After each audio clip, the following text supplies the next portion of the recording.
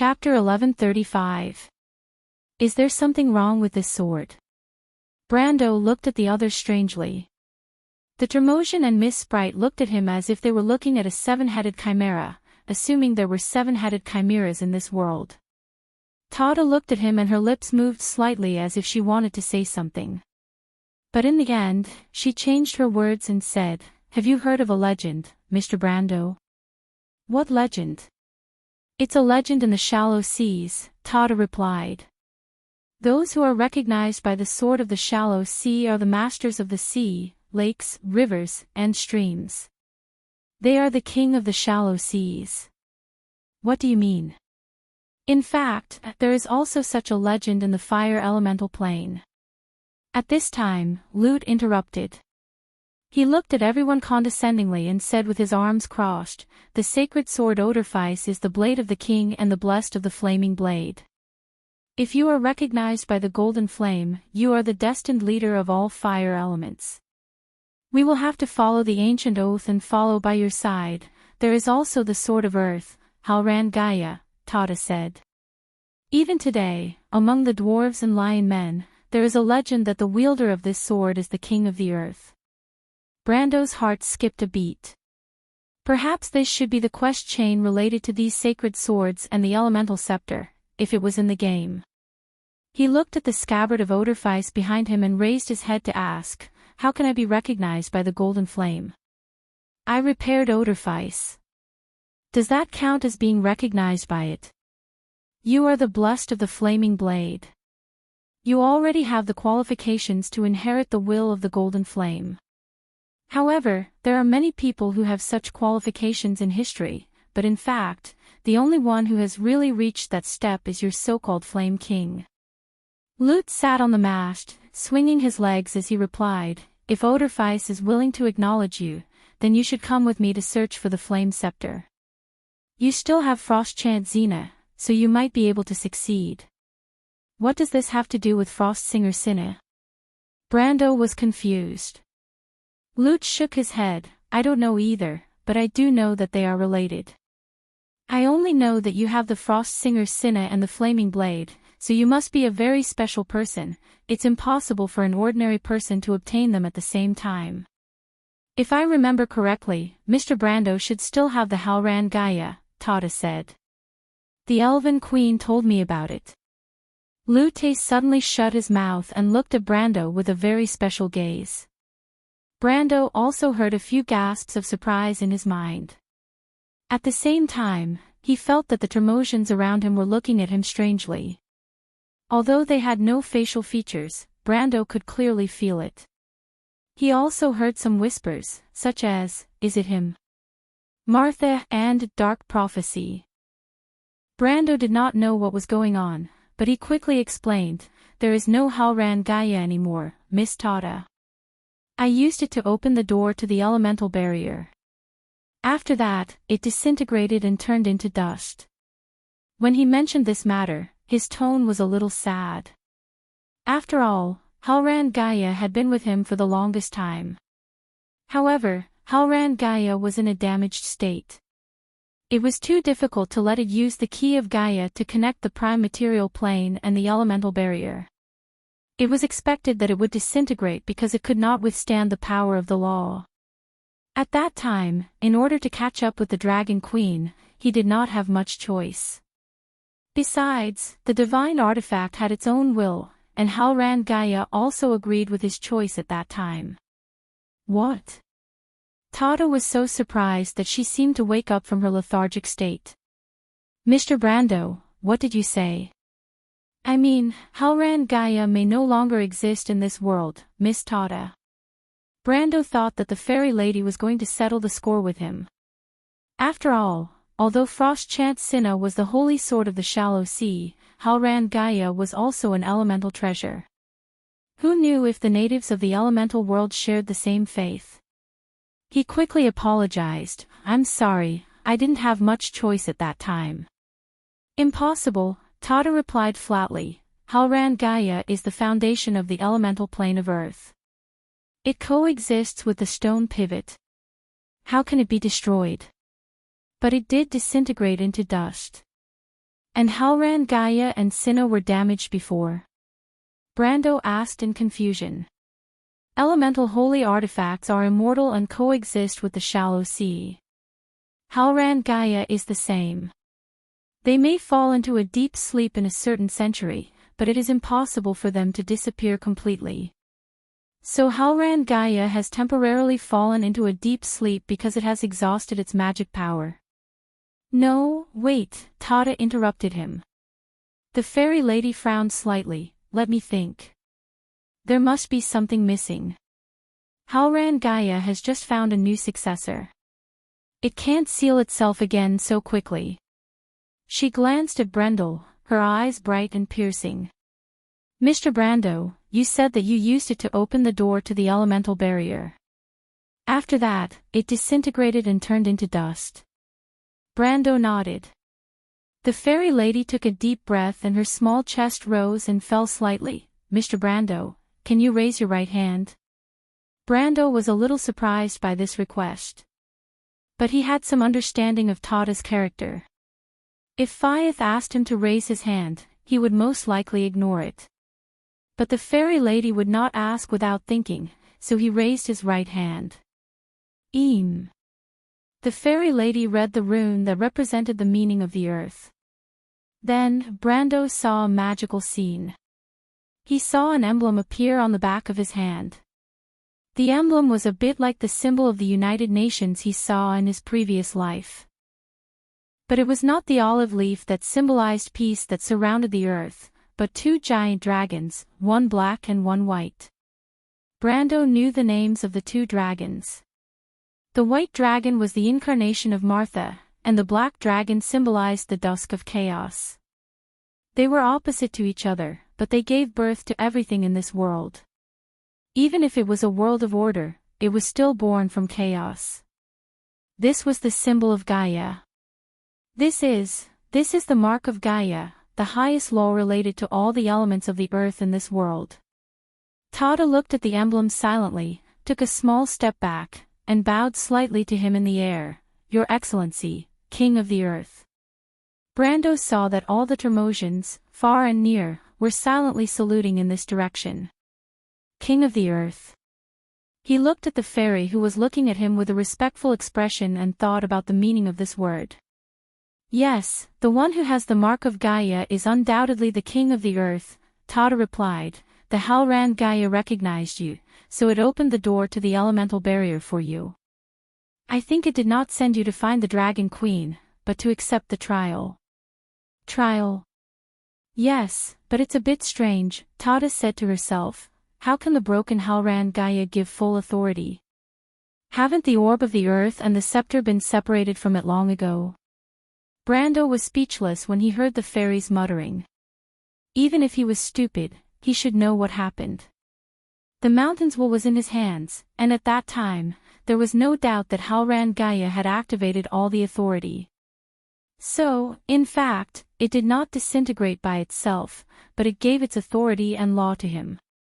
Brando was actually very familiar with this state, because the way it operated was very similar to another thing, the war slate.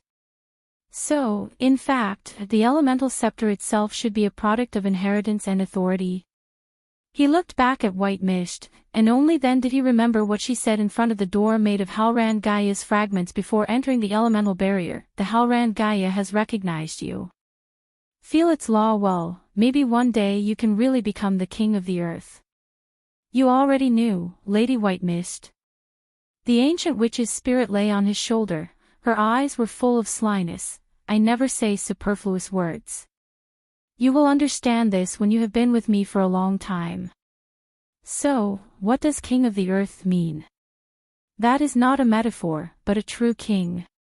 And this is not one of those mortal monarchs who think highly of themselves, but a true sage of the ancients, a sage king who can lead civilization out of ignorance and darkness. White Mist looked at him and answered word by word, because Halran Gaia recognizes you, the meaning of the scepter of the earth is protection.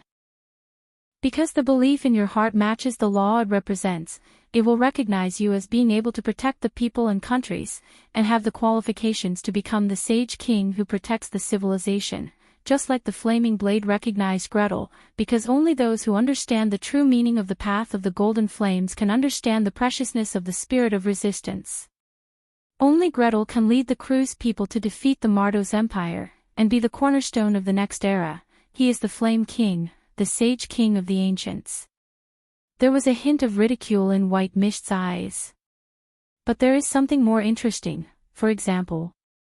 White Mist smiled mysteriously and said, "You can also understand the path of the golden flames, and understand the true meaning of the spirit of resistance represented by Odorfice, so the flaming blade also recognizes you. Your performance in the deadly frost forest, your compassion and benevolence towards others just happen to match the benevolent wisdom that Cinna represents." That wasn't cold wisdom, nor was it the selfish law of the jungle. Instead, it was the benevolence that those who establish order must have, the compassion towards the weak. Because of that, you also obtained Cinna's goodwill. Chapter 1136. I still don't quite understand. Brando asked, "What does that mean?" "It means a lot.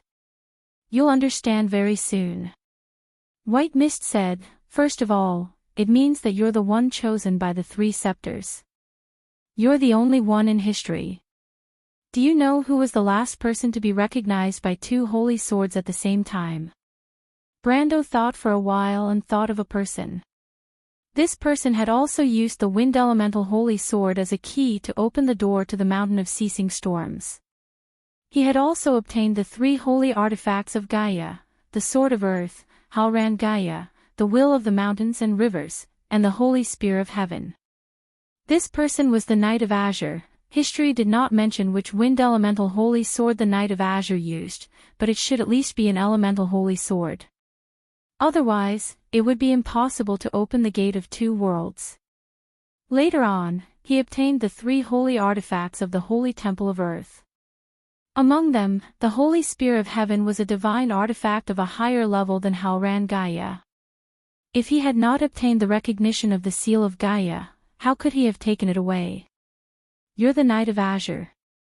he asked tentatively. "You're quick to react." White Mist smiled and said, "You're indeed the Knight of Azure. After all, only people who pursue independence and freedom like the wind and are recognized by the Sword of Earth can ultimately protect this world and bring an era of mortals to wound. That's the beginning of the gods no longer interfering with the fate of mortals. Lord White Mist, aren't you exaggerating a little too much by comparing me to an Azure Knight?" Brando could not believe it himself and hurriedly shook his head. He had read about the legend of the Knight of Azure in countless myths and documents. No matter which language or race's records it was, every time the Knight of Azure pierced through the sky, caused the stars to fall to the ground, and saved the entire world, the words were full of praise. As for himself, not to mention going up against the Twilight Dragon, it would be difficult for him to even go up against giants like the Empire and the Dragon Queen. The former was a hero who saved the entire world. He even sacrificed himself in the end to perish together with the Twilight Dragon. After the era of chaos, even the gods saw the light from the mortals, and began the era of light returning to the land that lasted thousands of years, gradually passing the authority of the gods to the people of gold and silver. From then on, the people born as warriors and craftsmen could finally dictate their own destiny. Thousands of years later, even the most insignificant mortals had won their freedom. Wound was no longer the world of God. Instead, it was an ordinary world that belonged to every one of its people. Brando himself was a member of this large and ordinary group. Other than changing the fate of a small kingdom at the border of the civilized world, he was a nobody, the most ordinary noble lord under the rule of the Holy Cathedral of Fire, the Count of Tonagel and Ranner. There were countless such people in the entire empire, not to mention the continent of Wound that included Fanzan, Saint Ossol, Hazel, and Alanta. If someone said that such a count could stand shoulder to shoulder with the Knight of Azure, even if Brando had already made a name for himself in Cruz, he would probably be laughed at. But White Mist seemed to be a little unconcerned with his performance.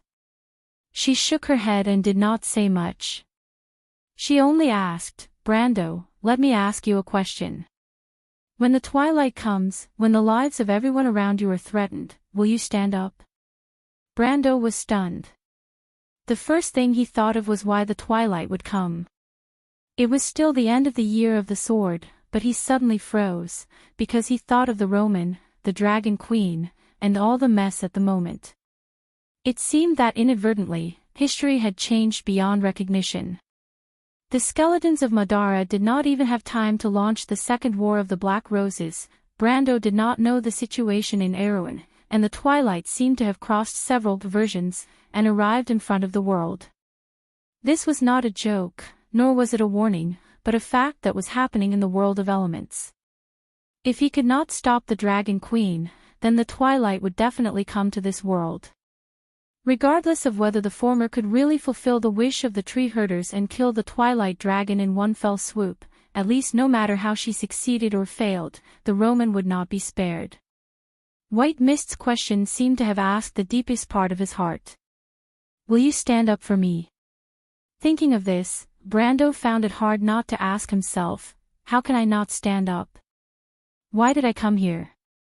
Perhaps White Mist had already seen through this point. He could not retreat. If he retreated, perhaps he should have silently turned around when he was in Fortress Reden and Abes. Then he would not have been able to see the hope in the eyes of the refugees in Butchie, the mercenaries in Abes, and the clear and pure eyes of Sifrid. There was only one word that could describe it. And that was trust. People could betray things, but they could not betray themselves. That was why Brando found that he could easily come up with such an answer, as if it was a matter of course. He had to stand up. Before everyone else. Just like he had once promised her. He regained his senses and saw White Mist's dark eyes looking at him with a hint of a smile. Have you thought it through? Not everyone is born a hero. Only naive children will clamor to be the savior of the world all day long. However, the world of adults is bound by heavier responsibilities. This is your duty, and also your responsibility. When that moment comes, you have to make a choice. The three holy swords chose you because they trust you. This is also a kind of recognition, and it is the same for us. White Mist moved from his left shoulder to his right shoulder and swept her long tail across his neck, causing Brando to shrink back. She said, go and talk to the fairy. You should understand now why the Romans would rather give up hope and let you leave this place. It is because you are so important to everyone. She loves the Roman very much, but she knows that the Roman loves you and this world more. What should I talk to them about? Brendel looked at Tata. After she asked him a few questions, she flew to the top of a mast and discussed with Lute for a long time with a serious expression. The two of them seemed to have reached an agreement and flew down together towards Brendel. Go and talk about what you should do. This is the real reason why Hollangia sent you here. The fairy already knows everything. Go and ask her what you should do, and she will tell you. Go and fulfill your responsibility as a man, and promise to the Roman. You must have not forgotten that her dream is to become a merchant, not a witch. You should know how to fulfill all of this, right? Because you are Brando. You must be the one who brings hope. White Mist whispered in his ear, and the fairy and Lute were already in front of him. All the Termosians were looking in his direction solemnly. He was the king of earth, fire, and shallow sea. Although he did not have a crown on his head, fate had quietly crowned him. In this world of elements, every gaze that was added to it was a holy baptism. Mr. Brando, king of earth, Tata said solemnly, I think we have to talk to you. Brendel looked at the little fairy and then at the fire fairy prince. Fio looked even more nervous on top of his head. She looked to the left, then to the right, and seemed a little scared. Brando nodded silently. The fairy looked at him with a stubborn gaze and said, Mr. Brando, please forgive our rudeness, but I would like to change our plan. Brando looked at her and did not interrupt, because he knew that the fairy would definitely explain it to him. Tata took a deep breath, which made the fairy look a little unreasonably excited. Her voice was even a little incoherent. Because, this time, maybe we can really, completely defeat that existence. What did you say? I mean, you are the one Sir Odin has been waiting for, the one Sir Eloranta has been waiting for, and the one we have been waiting for. This, I still, don't quite understand. Mr. Brando, the fairy took another breath and said softly, I want to tell you a story. Brando was silent for a moment before he replied, Is this story related to our story? Tada nodded. Then please tell me. The beginning of this story has a deep connection with a sword, because this is a sword that does not exist in the mortal world. It is the purest, away from the mortal world, and an idealized existence. The name of this sword is the Amber Sword. A bright flash of lightning sprinkled down from the sky covered by layers of dark clouds, reflecting a vast expanse of whiteness in the mountains. In the pouring rain, a big fire was burning on the top of a dark mountain in the distance. The light of the fire reflected the water, causing the night to be shrouded in a layer of ominous brilliance. Several pillars of light stretched across the dark night sky, shining for a long time. This light supported a barrier that spanned across the entire kingdom, as if the soul-stirring scene from before was deeply imprinted in the hearts of all who witnessed it. The clouds rumbled above, as if a terrible storm was brewing in the direction of the loop of trade winds. Even thousands of miles away, the black cloud wall could be seen accumulating momentum on the sea. The wind howled on the outer sea of Tonajal, and the black waves rolled up as if there were countless fierce beasts lurking under them. Several sailing ships that were entering the harbor did not even have time to struggle before they were dragged into the deep sea by the waves and the wind, disappearing in the blink of an eye. In the forest, under the pouring rain, a figure with the body of a deer was leaning against a collapsed tomb, staring fixedly in that direction. Ekis, the 13th month, the great demon tide, the elemental disaster. It has been 1,000 years, but it is still coming. Master, Lord Odin, please bless this troubled world with a moment of peace. The seal is about to be broken, Lord Witch Queen, no one knows whether the mortal struggle is meaningful or not. Perhaps all of this has no end. She muttered to herself. Her intermittent voice was soon swallowed by the rain. A flash of lightning streaked across the night sky. 2 balls of fire seemed to be ignited in the eyes of the deer demon. She did not know why, but she suddenly remembered the past. She thought of many things, including the body of the clock tower monster that had been sleeping for a long time underground. Then she remembered a mortal's face. She looked in the direction of Abby's castle. Little guy, I don't know if you are still there, Irene muttered. Perhaps we will not have the chance to meet again, but you will never understand this. P.S. My healing is not strong enough, I can't raise the IG's HP. A certain modification, the secret virtual zone exploded. After all, I am a member of the Yellow Net team. My heart aches for my aunt. In the afternoon, I went to play Ancient Age.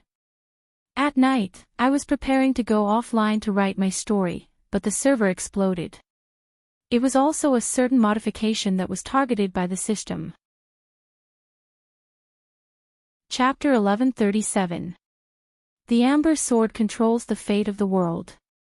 It contains the ultimate wisdom and secrets left behind by the gods for the mortals. It exists in this world, but it also doesn't. Legend has it that this is an ideal sword. Only those who gain the approval of the 7 attributes can become its master. These 7 attributes are the resistance represented by the golden flame, the wisdom represented by the sea of tranquility, the freedom represented by the firmament's sacred rune, the protection represented by the seal of Gaia, the hope represented by the light of dawn, the introspection represented by the moon of eternal death, and the creation represented by the verdant dream. These are the 7 qualities of civilization. He will be given the prophecy in the pale poem, the one who can lead the world out of darkness. He will be the successor of the ancient kings, the king of kings, the saint of saints. The sword in his hand is the sword that can change fate.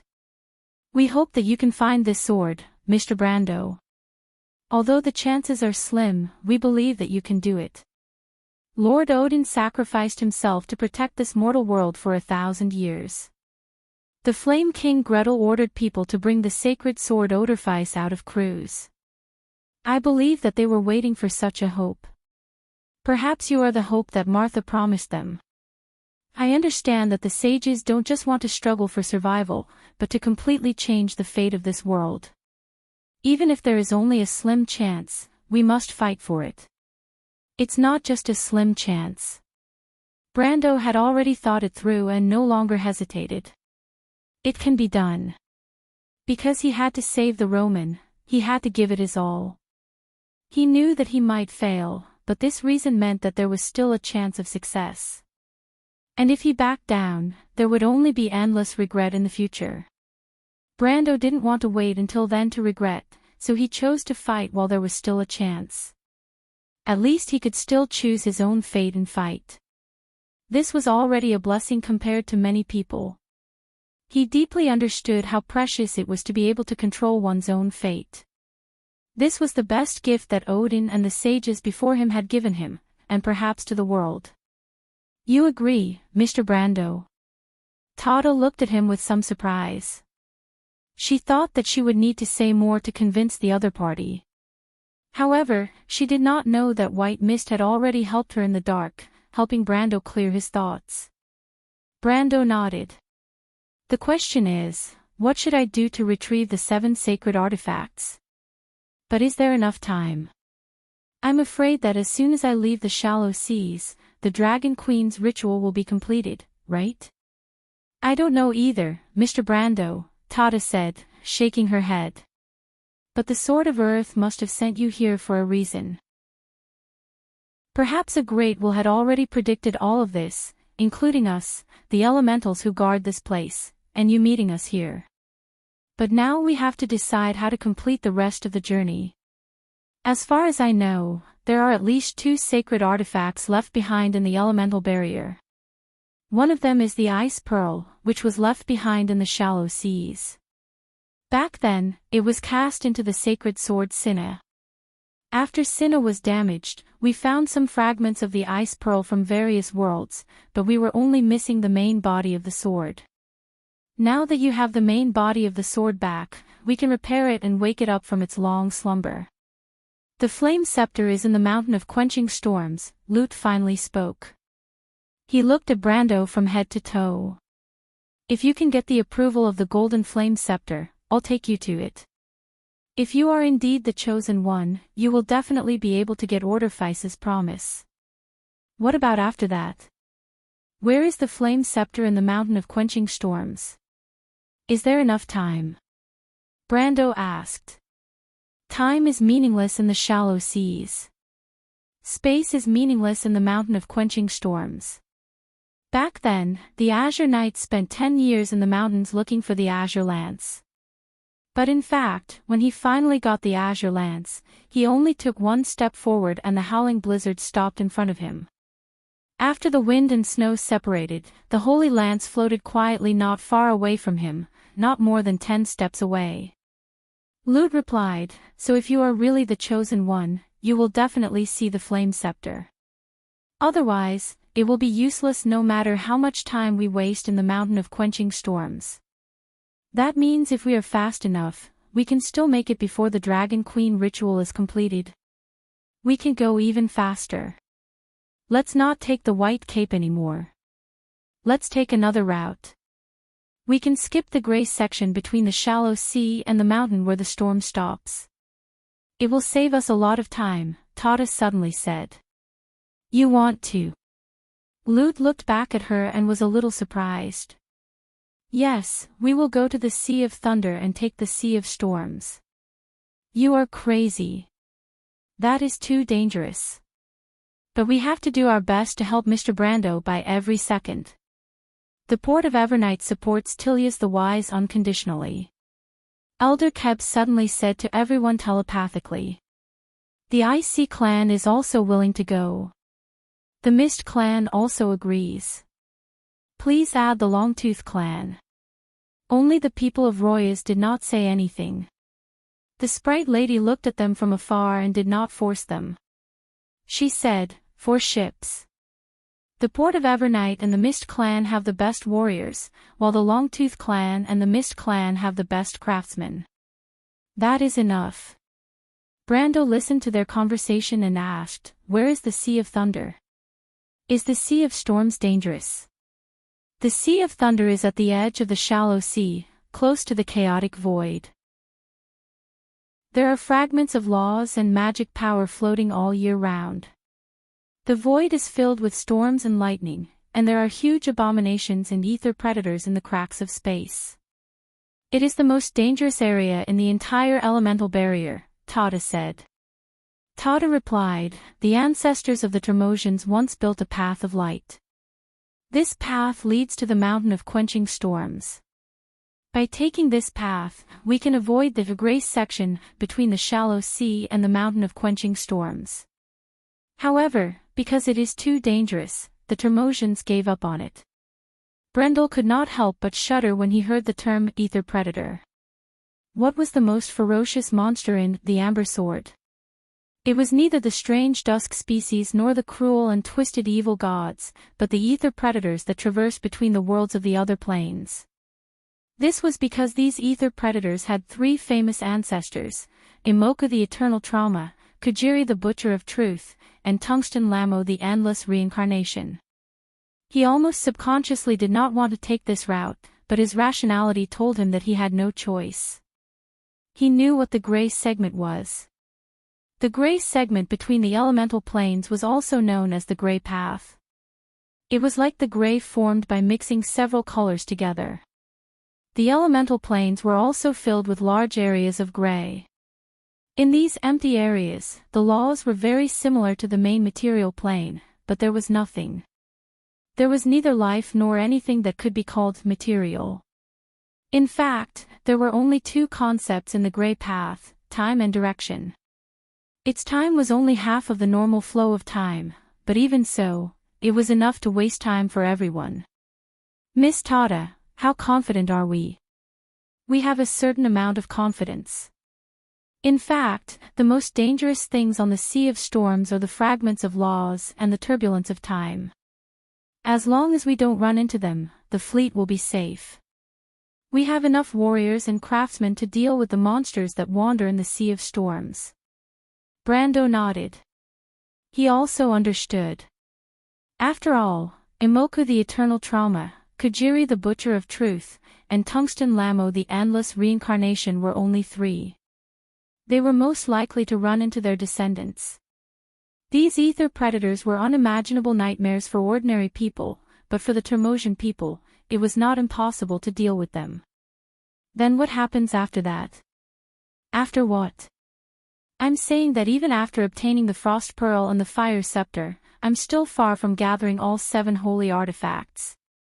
The Dragon Queen's ritual is about to be completed, and I can't leave the elemental barrier to go anywhere else, right? Mr. Brando, Tada replied seriously, "You have to believe that Lady Martha sent you here for a reason. When the time comes, I believe that you will find the only way." Brando smiled bitterly and nodded.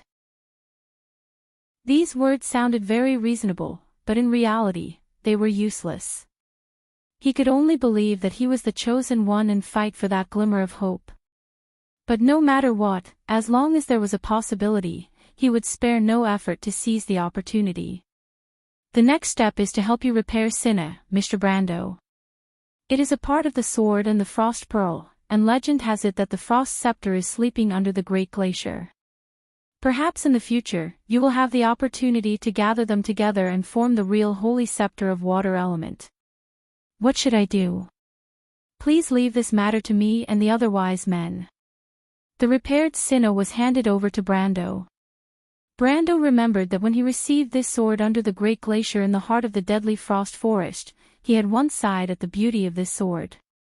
Ice and snow were the most beautiful and exquisite of all natural creations in this world. It was the same for Frost-Chant Cinna. However, when he once again received this perfectly restored holy sword, he couldn't help but marvel at it once more. This was a sword that should not exist in this world, nor should it be held by a mortal. It was as if a mortal's hand touching it was a blasphemy to its beauty. The repaired frost-chant Cinna was no longer the same as when he first saw her under the 10,000-year-old glacier. At that time, although it was beautiful and exquisite, it was still a mortal sword. But now, it was indescribable, as if it was a holy sword formed by the vast ocean.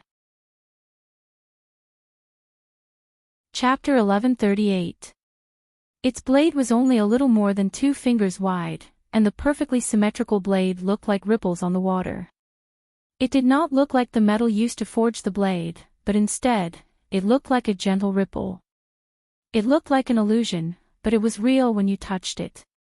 The surface was a little cold, but soon, the temperature under the skin rose and became almost the same as a human's body temperature. Brando looked at the dreamlike sword. It was cold as ice, but it had the agility of the water of creation. The blade looked like flowing seawater, but it was made of metal. The hilt was inlaid with a crystal-clear sapphire, and in the crystal, there was an exquisite shallow sea emblem. The hammer on the hilt was replaced by a water element crystal. When Brando held the sword, he seemed to see a lot of illusions. He saw the birth of civilization, the establishment of order, and the mutual tolerance of society. Humans, elves, and dwarves gradually walked out of ignorance and broke away from barbarism and cold-bloodedness. Although there was no lack of conquest and war in the course of history, the rules of order gradually became gentler. This was a world where even the weak, old, and young could survive. When the wild heart walked out of the wild forest, the spark of society was ignited. It was just that the intelligent creatures walked further away, a wise gaze was watching everything.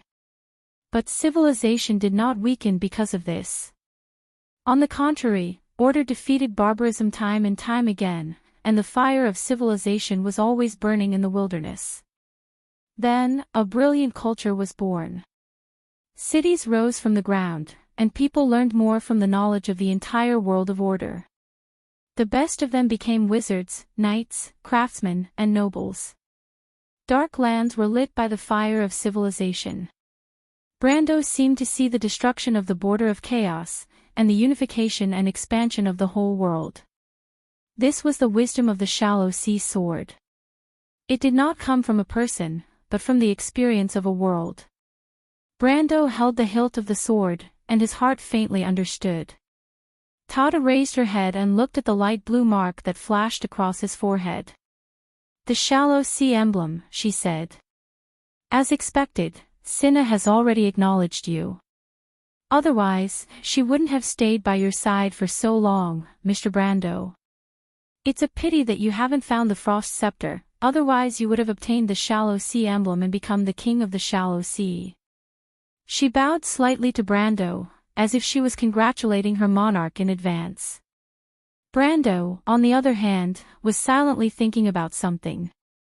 He had a kind of understanding in his heart. Because the other half of his soul came from a highly developed and prosperous world, perhaps he had a deeper sense of identification with the wisdom represented by Cinna, which was why he was able to obtain Cinna's approval so easily. As for the Halran Gaia, it recognized his belief in protecting Erewhon, the Abbey's territory, and everyone else.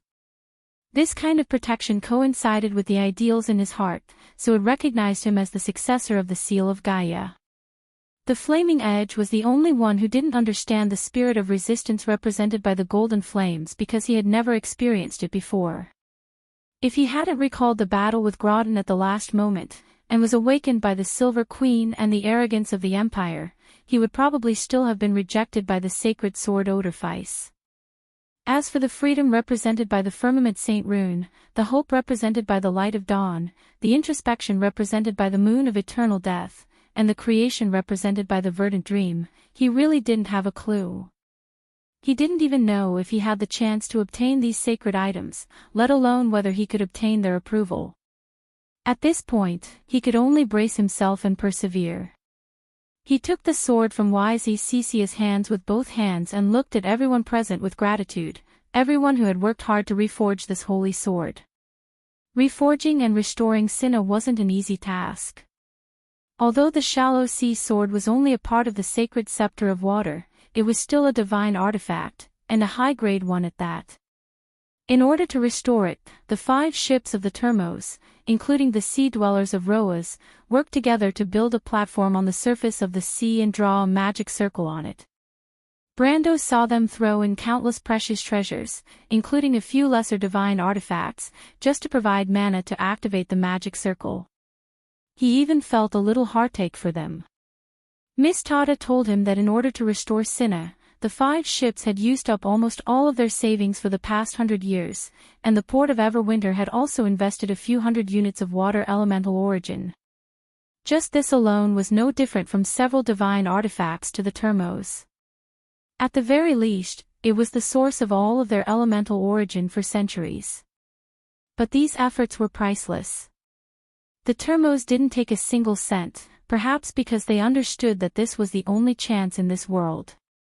If it wasn't for the fact that reforging Cinna only required so many resources, the Termos wouldn't have hesitated even if they were asked to invest all of their wealth. Unlike the greedy and ambitious mortal races, the long lifespan of elemental creatures gave them ample time to understand some of the universal truths of this world, one of which was that there were things in this world that were more valuable than money and wealth. "You are its master, Mr. Brando," Elder Keb's voice rang in his mind. "Although we can't call you king now, I believe that one day, you will bathe at the top of the world, just like the Azure Knight.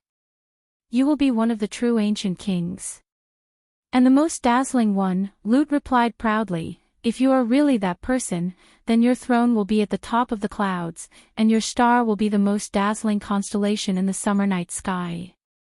"You will be the king of Wonde," Tada said, "Mr. Brando." "I will," Brando replied firmly. He looked up at the sky, as if there was a great will watching all of this. "Lady Martha, if this is what you want me to do, if this is why I came to this world, then you must bless me with success. Let me save the Roman and change everything," he thought silently in his heart. White Mist stood far away, watching all of this. She suddenly turned around and said to Endesha beside her, "Did you see that, little girl? Isn't it a little beyond your expectations?" Andesha's expression was a little complicated. She defended herself, but the Dragon Queen may not have failed. He only received the recognition of 3 holy swords. This doesn't mean anything. The Azure Knight couldn't save us. But her tone was more like she was trying to convince herself than to defend herself. Even Fias could hear it. She sat on Malurch's head and said unhappily, "How is it not? My master is the most powerful person in the world. He even saved me and Lord Malurcha. Lady Tada is the smartest of us ice fairies. If she says that master will become the king of the world, then master will definitely become the king of the world." "It's the king of Wonde," White Mist corrected her. "It's about the same." Fias pouted. White Mist looked at Endesha again. "You said before that the Dragon Queen would definitely succeed. Now, you say that she may not fail. This means that you are not confident in your heart. You were originally confident, but after seeing what she did to the Silver Queen, do you suspect that she will do the same to you?" "How could I?" Andesha said loudly. "Even if the Dragon Queen wants me to die, I am willing to sacrifice myself. But that has to be worth it, right?" White Mist's thousands of years of insight and experience saw through the wavering in Andesha's heart. She smiled and said, "Then do you still think so now?" Andesha was actually stuck. "You want to know about the Ring of Ashes, don't you?" White Mist pressed on. "I will tell you some things about the Ring of Ashes. The Ring of Ashes is a branch of the World Tree Organization. Your ancestors were all the greatest people of this world. In the most glorious era, the Truth Society, the Gate of Arbitration, the Earth Army, and the World Tree Organization worked hard to protect this world.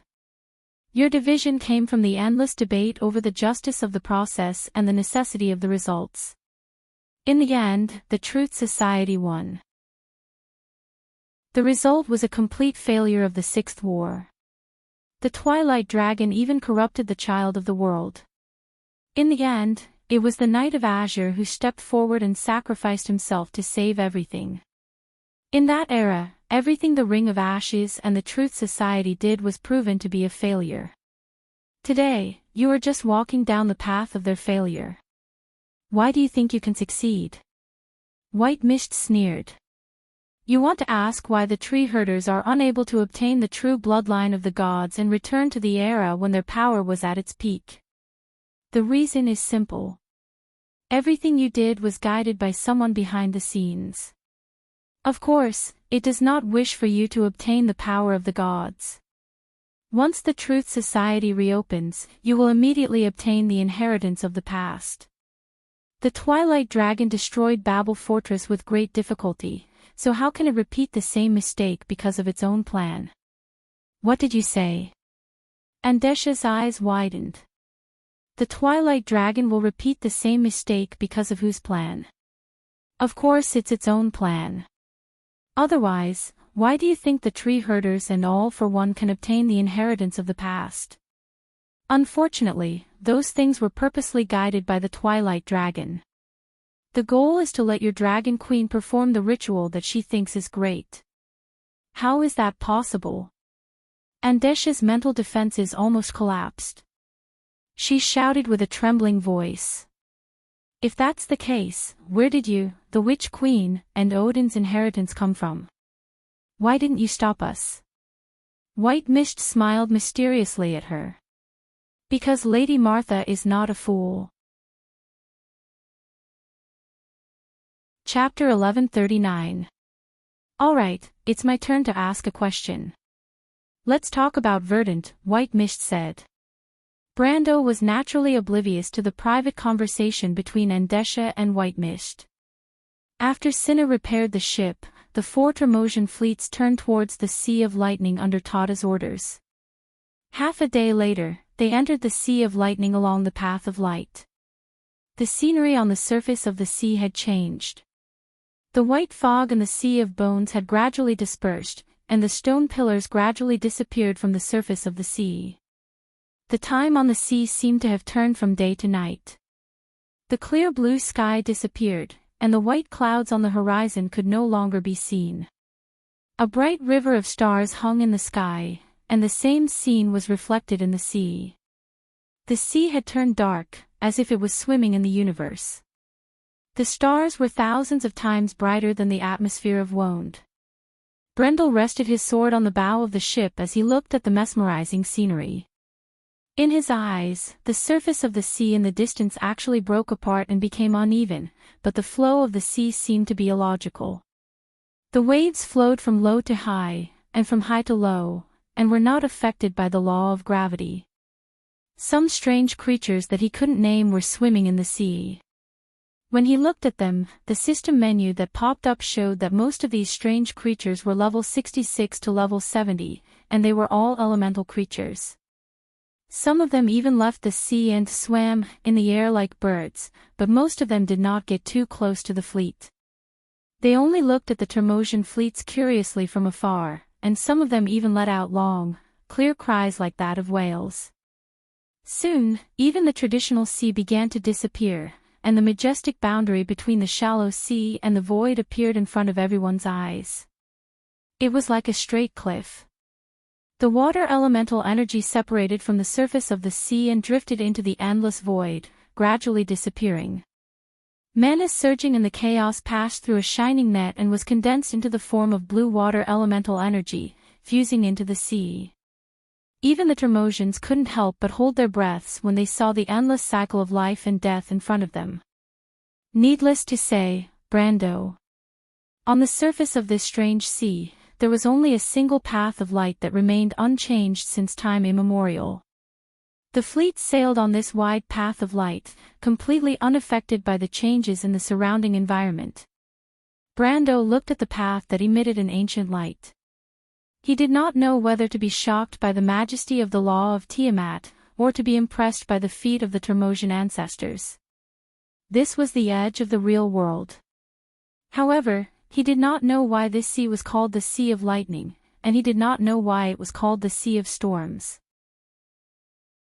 Just as he was about to turn around and ask Miss Fairy or White Mist, he realized that Lute had already arrived beside him. The fairy was sitting on the side of the ship with the scabbard of the flaming blade on her back. Her feet were hanging off the side of the ship, as if she was not afraid of falling into the void. Her short golden red hair was particularly dazzling in the dark night. "Have you tried Frostchant Cinna, the adorer of the flaming blade?" "I have." Brando nodded. "How is it?" Lute looked up at him and asked casually, but the anticipation in his eyes betrayed him. "Is it much worse than the holy sword Odorfice?" "Actually, you don't have to worry about it. After all, the symbolic meaning of the shallow sea sword is far greater than its actual role as a holy sword. It is very different from the flaming blade. Our holy sword is not only the cornerstone of the fire elemental world, but it is also one of the best weapons for you mortals." Brando thought to himself. Well, it was more or less the same. Like the holy sword Odorfice, Cinna also had the characteristic of being immune to elemental damage. Its characteristics were the Wrath of Winter and the Calming of Order. The Azure Wrath was an enhanced version of Cinna's original offensive skill. Its power was further enhanced, and the number of times it could be used per day was removed. However, every attack would empty the user's mana pool. The Calming of Order doubled the damage to the creatures of chaos and the derivatives of dark magic. Therefore, this sword was far inferior to the holy sword Odorfice in a one-on-one battle, but in group battles, against monsters and twilight species, it was far more useful than the flaming blade. In terms of the basic attributes of the sword itself, Cinna's attack was lower, but as a thin-bladed sword, it was lighter. In other words, it was more agile and faster. It was more suitable to be used as a secondary sword. The attributes of the sword itself were also inclined towards the defense of constitution, dexterity, and will. If one had to say which was stronger and which was weaker, it could only be said that there was a difference in the use of the environment. The flaming blade and Cinna have different functions. Besides, I'm actually a dual-wielding swordsman, Lute. Brando decided not to offend either side. So their functions are more or less the same to me. They are both very important. How can it be more or less the same?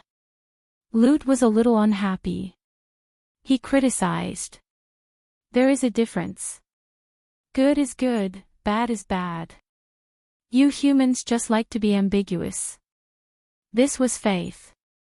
Brando knew that there were always some players on the forum who admired a certain artifact and wanted to defeat all other equipment. They even formed several factions, such as the Halran Gaia Fan Club, the Mercury Staff's Strongest Popular Science Alliance, and so on. Each faction had a lot of fans, although most of these artifacts had nothing to do with these people.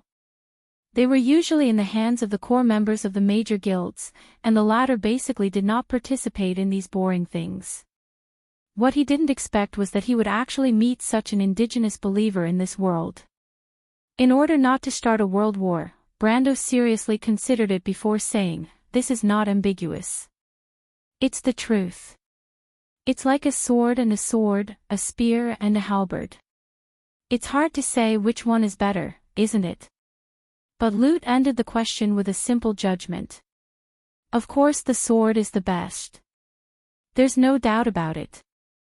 Alright, Brendel understood that his efforts were futile, so he went along with the flow and replied, "If we really have to talk about it seriously, the holy sword Odorfice is indeed slightly stronger." As he spoke, he looked back. Miss Tada glanced at him and smiled at him. The look in her eyes seemed to say, "It's okay, I'll pretend not to hear you." But our little subject of Forsyth did not seem to be satisfied. He replied with some disdain, "I know you're giving them face, but in fact, it's a lot worse." Brando did not know whether to laugh or cry. He secretly decided that if he had the chance, he would try not to use Cinna in front of this talkative prince. Seeing that Lute still wanted to say something, he hurriedly interrupted him. "Let's talk about the Sea of Lightning, Lute." "Oh." Lute was a little dissatisfied and asked, what do you want to know? Brando looked into the distance and asked, why is this place called the Sea of Lightning? I see. You think that there are no lightning or storms in this sea, so you don't think it's worthy of the name? Brando nodded and looked at Lute. Then you worry too much, Flaming Blades Adorer, Lute replied. That's because we're still in the periphery of this sea. You don't have to worry about not being able to see the storm later. This is the origin of the magic tide and wound, he added. No, I'm not worried at all. I can't wait for it to not appear. Brando thought to himself. He was not a masochist who took pleasure in challenging the limits. In fact, he did not want to see the so-called storm at all, let alone the magic tide. Now was the time when the tide of the Millennium Tide was at its peak. He would be crazy to pray for a storm to appear. But sometimes, bad luck often did not change according to one's will. Brando soon understood that whether the storm appeared or not did not depend on whether he wanted it to appear or not, but it would definitely appear. In fact, the storm came quickly. At that time, Brando was casually chatting with the Fire Fairy Prince, or so he called him, and the sea was calm. He thought that there was still a long time before they entered the Sea of Storms. But suddenly, a command sounded in the hearts of everyone on the ship. We're entering the Sea of Storms. Prepare to lower the sails. He suddenly looked up and saw that at the end of the light path, there was a bright purple light flashing in the depths of the void. That place seemed to be far away, but the ship was moving very quickly. In an instant, the scenery around them changed. First, he saw that the space around the ship had become dislocated. It looked like a floating fish scale, but it was colorless and transparent. But Brando knew that it was a vortex of time and space. It would only appear in the turbulence of the laws. His scalp went numb. If the ship were to plunge into the fault of the laws, they would die in the blink of an eye.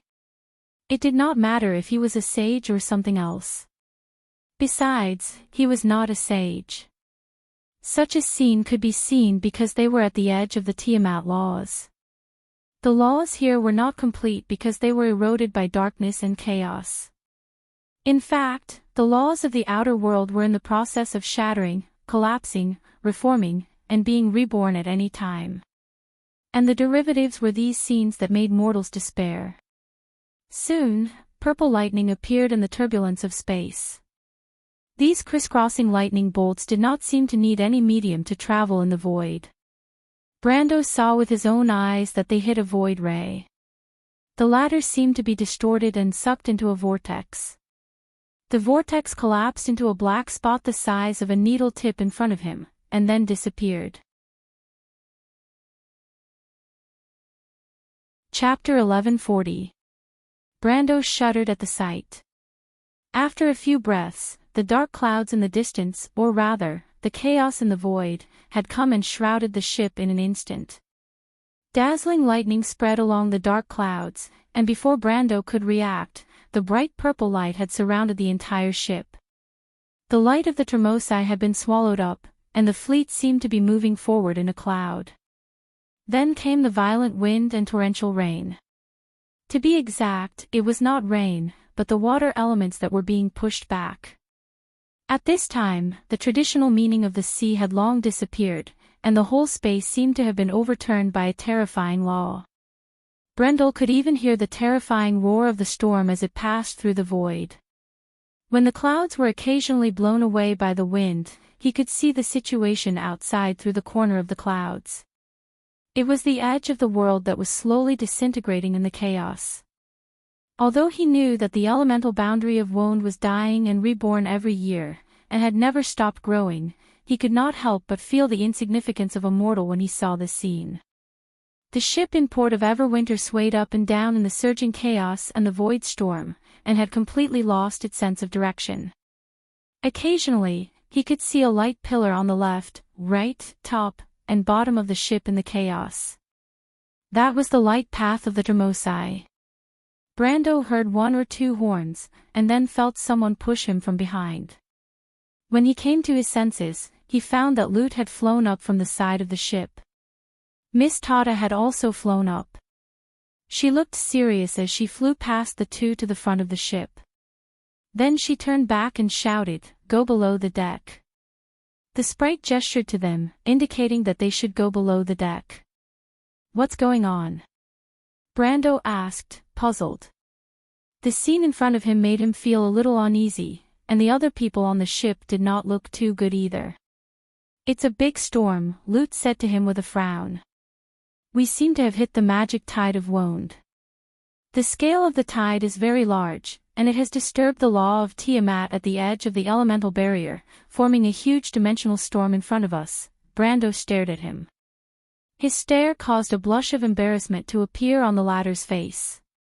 "All right, I didn't mean to say that. Besides, this place is the source of the mana tide, so I didn't say anything wrong." "Yes, just a bit of a jinx." Brando sighed. "By the way, do you know healing spells?" "I know a little." "Why?"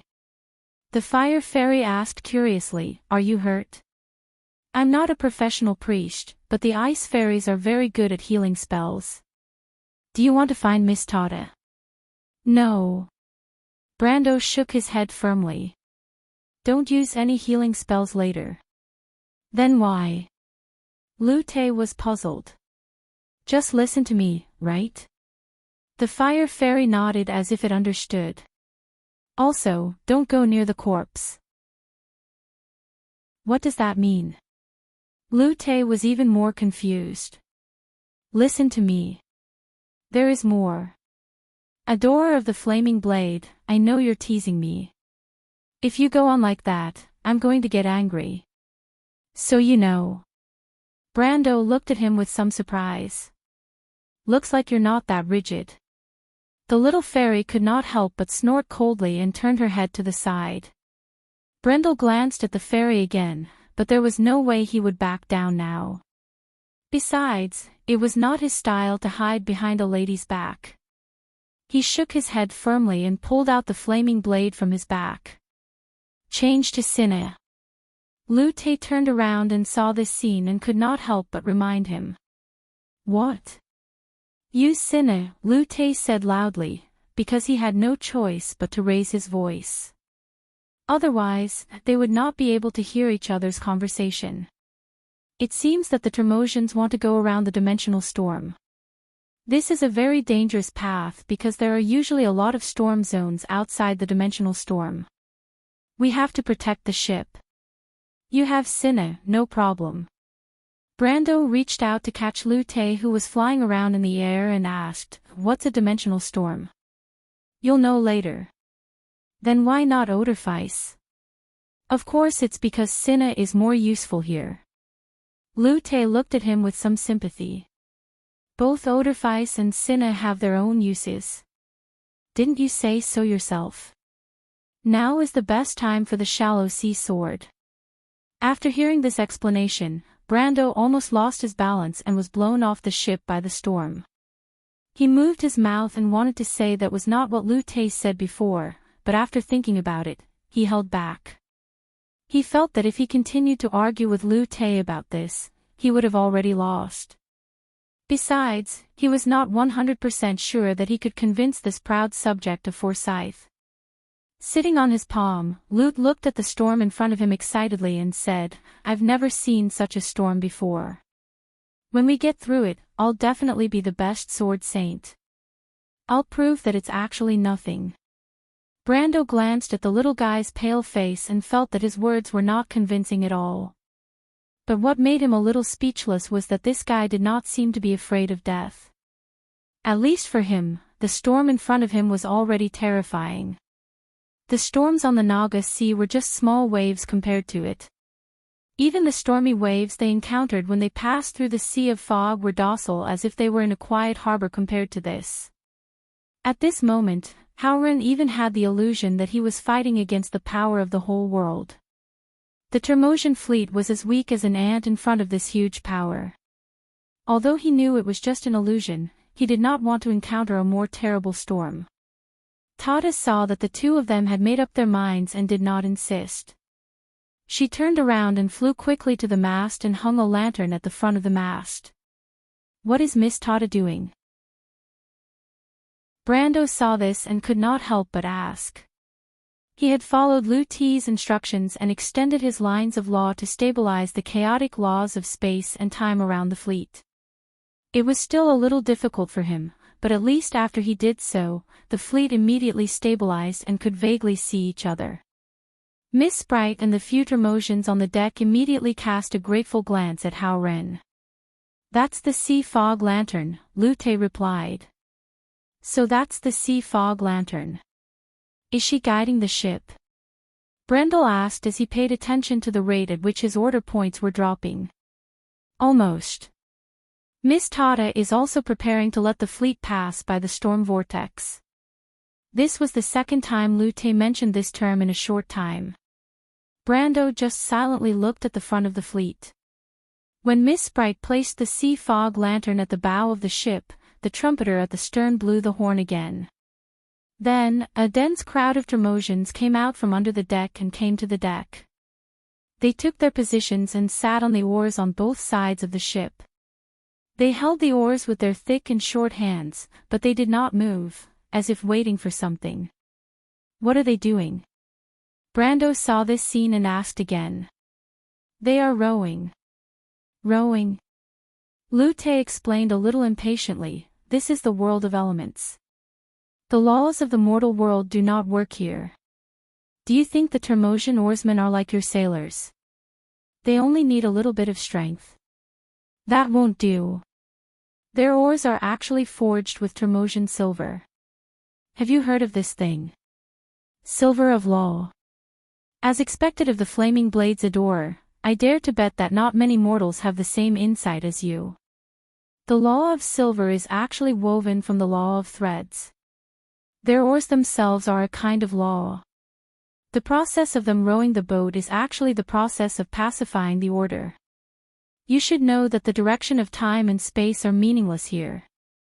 What the Tremosians do is to make them meaningful, at least in terms of direction and position. Row! Tata shouted from the top of the mast. 1, 2. The Tremosian sailors immediately rowed in unison.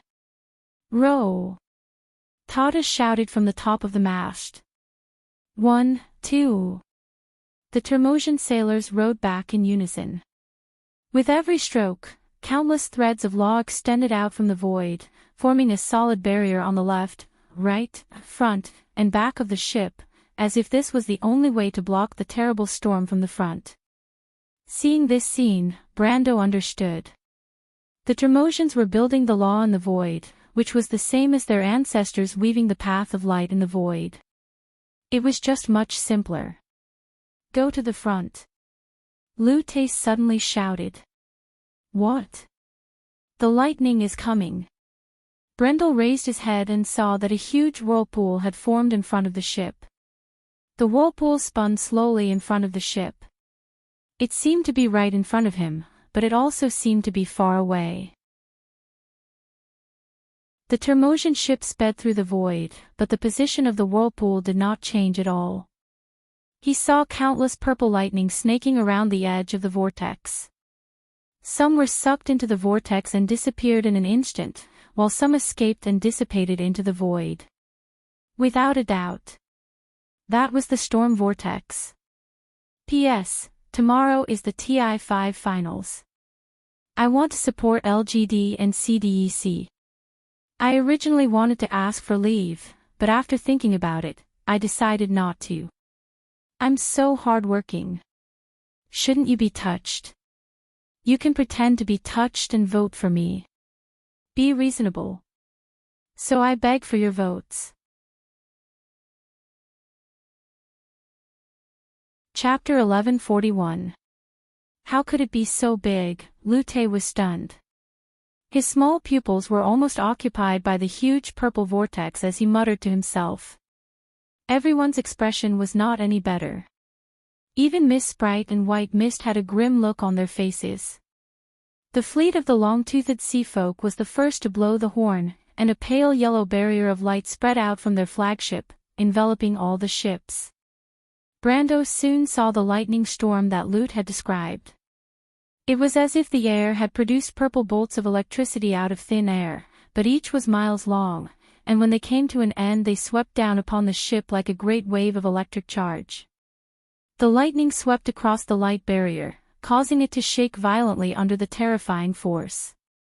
Fortunately, the lightning was extremely fast, and it swept past in the blink of an eye. After shaking for a while, the light barrier didn't collapse and returned to its original state. Behind the fleet of the long-toothed sea folk was the dense fog clan. The dense fog elder stood at the bow of the dragon-headed warship, holding a heavy rusty trident and throwing it forward. The trident hit the purple lightning that swept towards the dense fog clan and split it in half, but the scattered electric charge still swept towards the tail of the fleet. A few warships were torn apart, and the Termosians on board were sucked into the void together with the warships.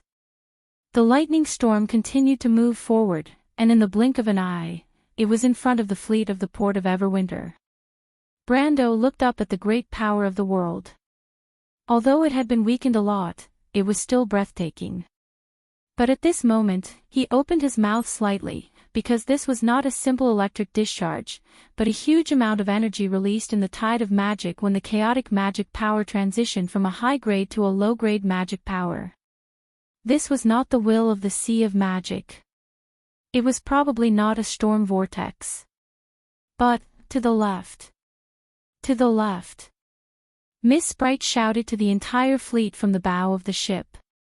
She once again picked up the sea fog lantern and stood at the bow of the ship. The lantern flickered and flickered in the storm. The fleet was already close to the edge of the storm, and even the Termosian's path of light was skewed by the strong attraction force.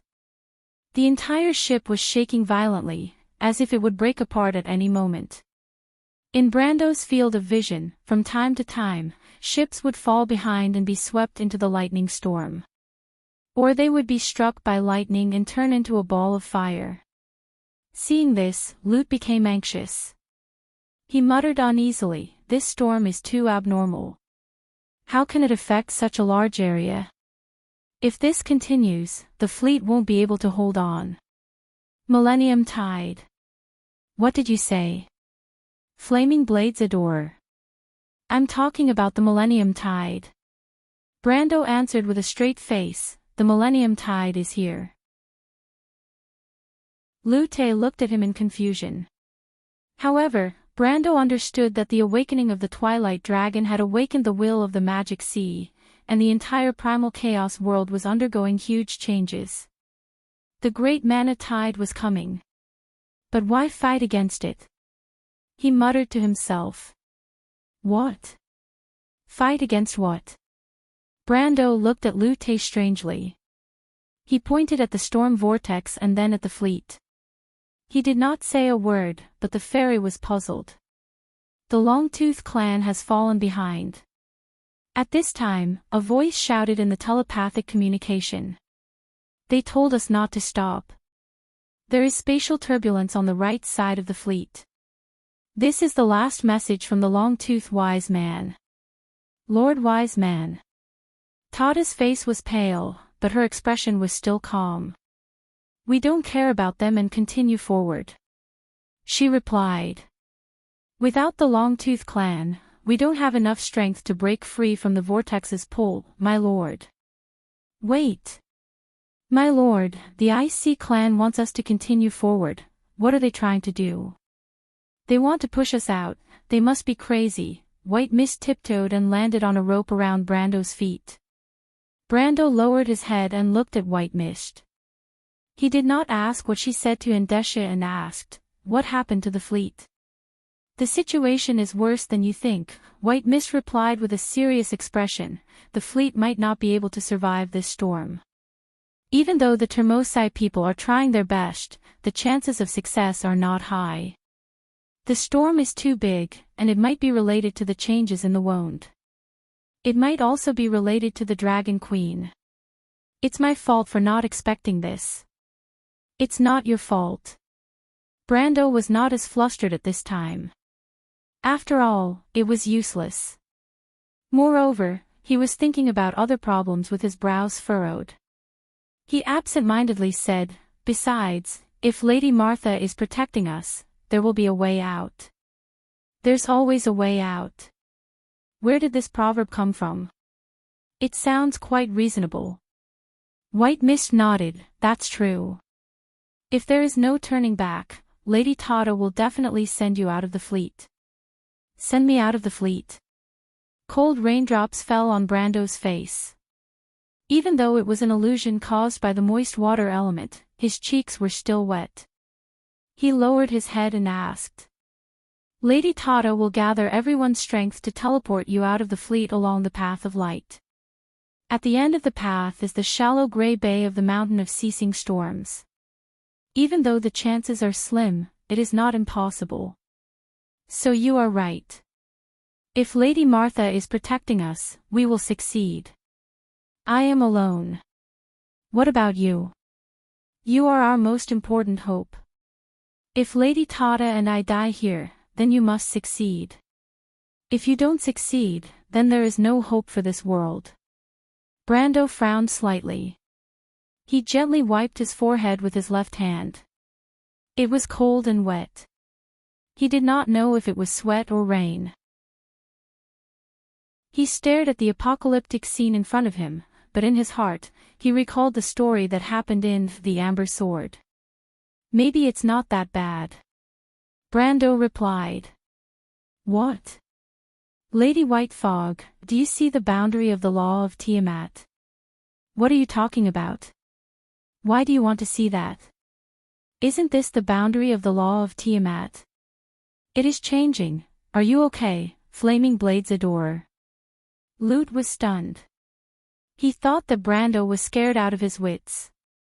He quickly asked, "Do you want me to help you?" "I am a relative of Forseeds. I can summon the will of the Elemental Lord." The little sprite walked between his palm and fingerprints to his forearm, then jumped up and grabbed his shoulder and climbed onto it. He stood up from Brando's shoulder and stood side by side with the latter in the rain. His small pupils reflected the countless lightning bolts. Several more ships were sucked into the whirlpool. From afar, it looked like wood shavings off driftwood and was pulled into the center of the whirlpool. But the fleet finally avoided the edge of the storm vortex at the last moment and temporarily avoided the fate of being swallowed. But this was not something to be happy about. Because in that very moment, right in front of the fleet, everyone saw a new storm zone that spanned over 1,000 miles taking shape. The area it covered was dozens of times larger than the previous storm, with the intertwining time and space turbulence and the purple lightning so dense that it left one in despair. Everyone looked at the newly born storm with a grave expression. They knew that even if they tried their best this time, it would be difficult for them to escape this calamity. The Ice Sea clan finally blew their horns, and their dragon-headed warships broke away from the fleet and headed in that direction to meet the enemy. A majestic force came from the direction of the Ice Sea clan and hit the starboard side of the fleet, slowly pushing the fleet of Evernight to the other side. The price they had to pay for this was that the Ice Sea clan's fleet had to enter the center of the vortex at an even faster speed, crashing into the lightning storm. One after another, the dragon-headed warships burst into bright flames and burned up in the void. Seeing this tragic scene, Lute was speechless for a moment. Brando turned around and looked at this little thing. He raised his left hand and took Lute from his shoulder and gently put it on a wet wooden box. He did not consider Lute's suggestion because every fairy who had the blood of the Elemental Lord only had one chance in their life to summon the Elemental Lord, and that was when they offered their life. Lute turned around and looked at him with his mouth slightly open. "What do you want to do, Flame Blades Adorer? I still have a way." "What?" Brando pulled out Frost Chant Sinna and stepped on the side of the ship with one of his riding boots. The storm tore his robe, and the corner of his termos-like robe fluttered in the strong wind. He stared at the huge and bright storm vortex and replied without turning his head, "Go and tell Miss Tata that we are turning around and following the Ice Sea clan." Turning around. White Mist suddenly reacted. "Brando, come back!" she screamed. But Brando had already shot out like an arrow. Miss Fairy turned her head and happened to see this scene. Her face, which had never changed, suddenly lost its color. "Eternal Winter Clan," she screamed, "protect Mr. Brando." The sea folk immediately shouted and the lines of law brought by the giant oars immediately rolled towards Brando. But Brando only flipped his hand in the air and the lines of law were immediately pulled back by him. "Mr. Brando!" Tata was also shocked. But Brendel did not say a word. He stared straight ahead, where a bolt of purple lightning that spanned several miles was sweeping towards him. Facing such a violent power, Brando silently raised the shallow sea sword in his hand. Cinna's blade reflected the purple lightning and flashed with a strange light. Then, the next moment, the elemental runes engraved on the blade lit up one by one. Brendel activated the holy sword's power at the first moment. Chapter 1142. Everyone saw a dazzling white light slash out from the blade in Brando's hand. It was like the rising sun, the dazzling light of dawn. The light will spread out in all directions, expanding rapidly in the void. It left the sword, and in an instant, the light screen had surpassed the entire fleet of the Termosian people. This light blade that almost covered half of the void, under the control of Brando's indomitable will, slashed forward until it collided with the purple lightning. Under everyone's shocked gazes, the white blade of light that Exe and Na sent out sliced the lightning bolt in half. The lightning bolt seemed to have suffered a heavy blow, instantly turning into electrical charges that filled the sky, dissipating into nothingness. Oh! Fyeth, who was sitting on Malurch's head, saw this scene and couldn't help but let out a long exclamation. But Brando didn't have it easy either. After the lightning was cut off, it turned into a few stray electric beams that still swept past him. Although he blocked it with the law of space, he still felt a slight tightness in his chest. He subconsciously opened the panel to take a look, and found that he had lost more than 50 order points, and his HP had dropped by 1/10. Brando immediately took out the mana potion that he had prepared beforehand and drank it. Activating Cinna's power directly drained all of his mana. If he wanted to use the next skill, he first needed to fill up his mana pool. And because Cinna's ability only required him to empty his mana pool, there was no minimum requirement for the amount of mana he had, so this was the first time he felt that his mana pool was too big. But fortunately, as a lord, and with a master alchemist like Tamar as his subordinate, Brando naturally didn't give up on his efforts to squeeze out the remaining value of this top alchemist in Madara's history. In fact, ever since he got the Dimension Cave, he had been carrying all kinds of alchemy potions. Most of them were mana potions, and a small part was holy water that he had let Miss Priestess and Tamar try to make together. These mana potions hadn't been used much during the trip to the Empire, so they came in handy now. But his holy water reserves, because of the lack of production, had actually been in a state of rapid decline. But even so, Brando still drank a bottle of number 7 holy water after drinking 2 mana potions to replenish the HP that he had lost earlier. He was now completely in a state of full concentration. After splitting the lightning with his sword, he immediately picked up an elemental spell that he hadn't used in a long time, and cast a detection spell on the tiny lightning bolts that were dissipating in the void. Detect magic. This was the first spell that apprentices, whether they were law wizards, elementalists, witches, or other spellcasters, had to master when they learned magic. Because only this zero-circle spell could let you feel the presence of magic in the air, analyze the nature of magic, and embark on this mysterious path. But at this moment, Brando cast this spell, not to detect the presence of magic in the void, there was almost no doubt about it. After casting the detection spell, the obvious magic ripples that almost caused the space to distort said everything. Not only was there magic here, but it was also a world made of pure magic. This was the boundary of the law of Tiamat, the edge of the sea of magic. And now, what he needed to do was to analyze the nature of magic. He soon got the answer he wanted.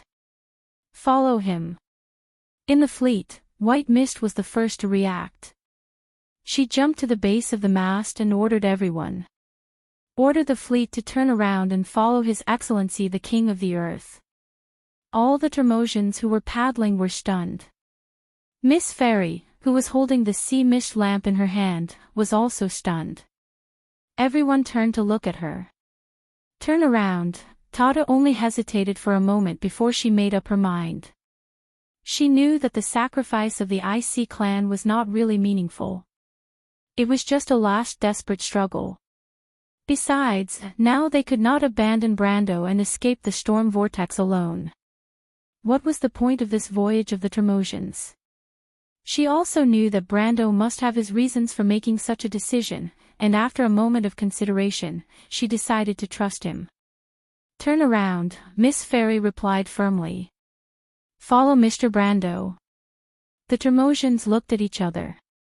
Brando was chasing the IC clan's fleet, and that direction was almost straight to the center of the storm. Wouldn't it be crazy to chase after him now? But they had long been accustomed to obeying the judgment of the wise, and almost no one raised any objections. Only a uniform sound of the horn was heard, and the whole fleet immediately began to slowly turn around. A moment later, someone transmitted a message. My lord, the IC clan asked why we are turning around. Tell the IC sage that we are following them.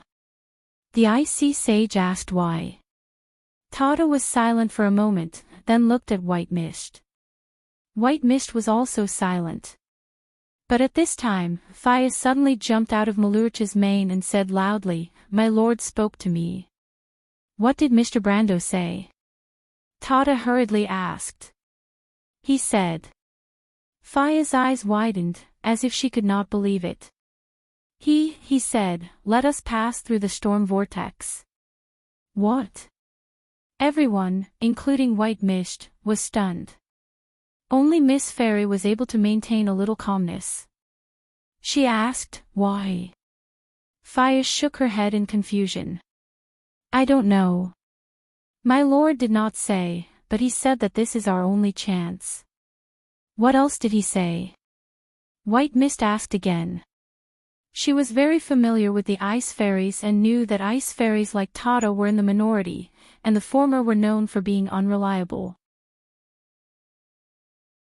Sure enough, Faya seemed to have just remembered something and suddenly answered, oh, also, he asked us to protect the fleet and avoid the lightning. Avoid the lightning? Lute frowned. How can we do that? My lord said, Faya shook her head and answered matter-of-factly, that he will do his best to protect us. He will do his best to protect us. Everyone looked at each other. How? After all, as the guardians of the shallow sea sword, the Tremosai understood that although Brando's holy sword was powerful, as a mortal, the latter could not casually use its power. Even if he had enough mana potions, how long could that last? The lightning in the center of the storm was probably uncountable. Brando did not think too much about the Tremosai's worries. Because he was silently looking at the thing in his hand. To be precise, it was just some magic imprints condensed by detection magic. Generally speaking, only in areas with rich magic could detection magic imprints condense by detection magic. In areas with poor magic, this magic could only detect some fleeting ripples at most. But when he saw these imprints, he knew in his heart that he had guessed correctly. The scene in front of him, he had once experienced this scene in the game. This was not a storm vortex at all. Instead, Tiamat was undergoing a huge change to accommodate the magic tides from the Sea of Chaos. The Millennium Tide had arrived. But this was not only a disaster, but also a gift from Martha to the Iron Folk.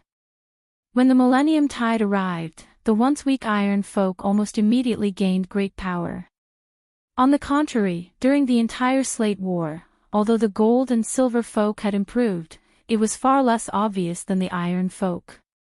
This was not only because the Iron Folk had a lower starting point. It was because the law of Tiamat had changed the way it accommodated the power of chaos.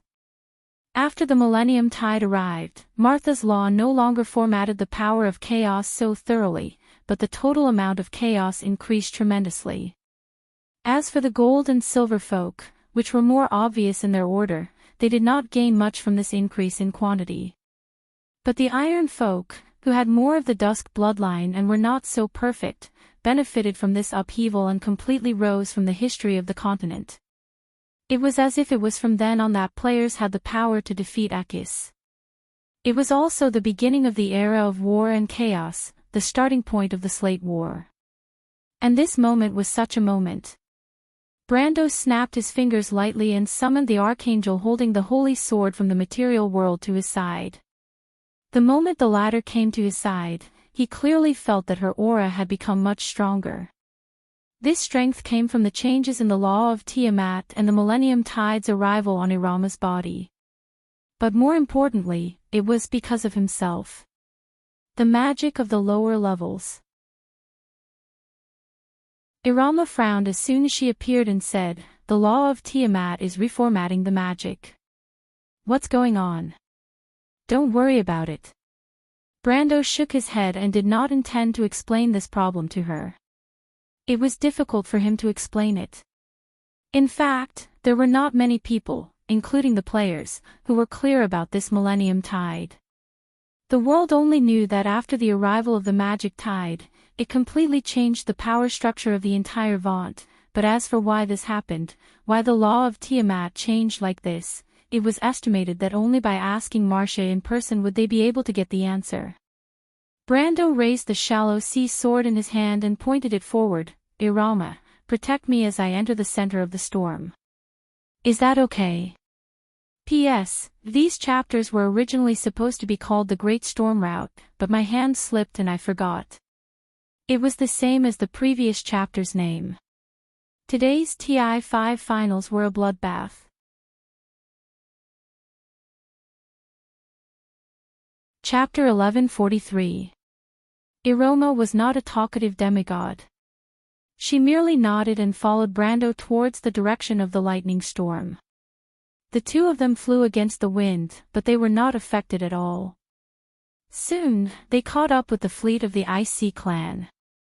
The Dromosians on the ships all raised their heads to look at the two people flying over the fleet. "Irama," Brando looked down and shouted, "Slow them down." Irama looked at the dragon-headed warships, and the lightning and flame wings on her back flapped gently.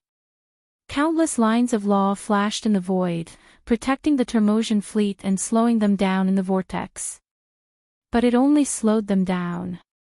They were still moving towards the center of the vortex. Brendel looked back at the port of Everwinter and the dense Fog Clan's fleet. He estimated that they should be able to catch up with them, then nodded and no longer cared about the Frozen Sea clan. The two flew past the Ice Sea clan's fleet in an instant. The center of the storm had already taken shape in front of them. Several purple lightning bolts formed a huge net of electricity and enveloped them. However, Iroma merely raised her hand, and these lightning bolts turned into sparks that scattered into the void. The Ice Sea clan's fleet could not help but cheer when they saw this from afar. This was the power of a planeswalker, another kind of power that could create a world. Brendel and Irama continued to move closer to the center of the storm. To prove his theory, he opened the battle log in the system panel and paid attention to the surrounding situation while paying attention to the information in the battle log. The lightning bolts around them became denser and denser. Brando could not help but feel a little shocked when he saw the information on the combat log. Every time those lightning bolts struck an area within 100 meters of Iroma, it would cause thousands of damage in the battle log. Before the damage reduction was applied, it was basically equivalent to a strike from a sage. However, without exception, Iroma's domain of law absorbed all of the lightning bolts without a hitch. Yet, it was as if nothing happened to her. The lines of law that flashed around Iroma's body extended in a certain direction in a regular pattern, forming a spherical area that was as solid as a rock. Even when the lightning bolts bombarded it, the lines of law only flickered slightly, and did not even shake in the slightest. This was the law domain.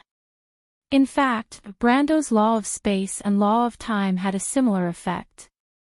It was just that his order value could not withstand the consumption. Only when his body was perfected and his law domain and the law of Tiamat combined into one would the law system be upgraded.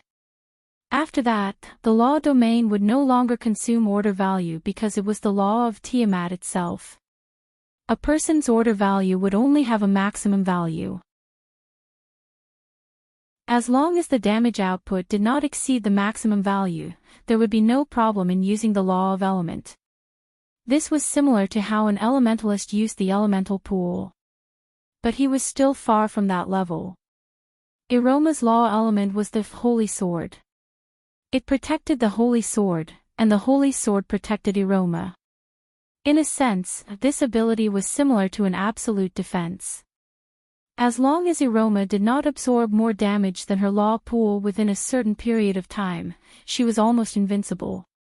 Obviously, the large amount of energy released during the mana transition was not enough to break through Iroma's defense.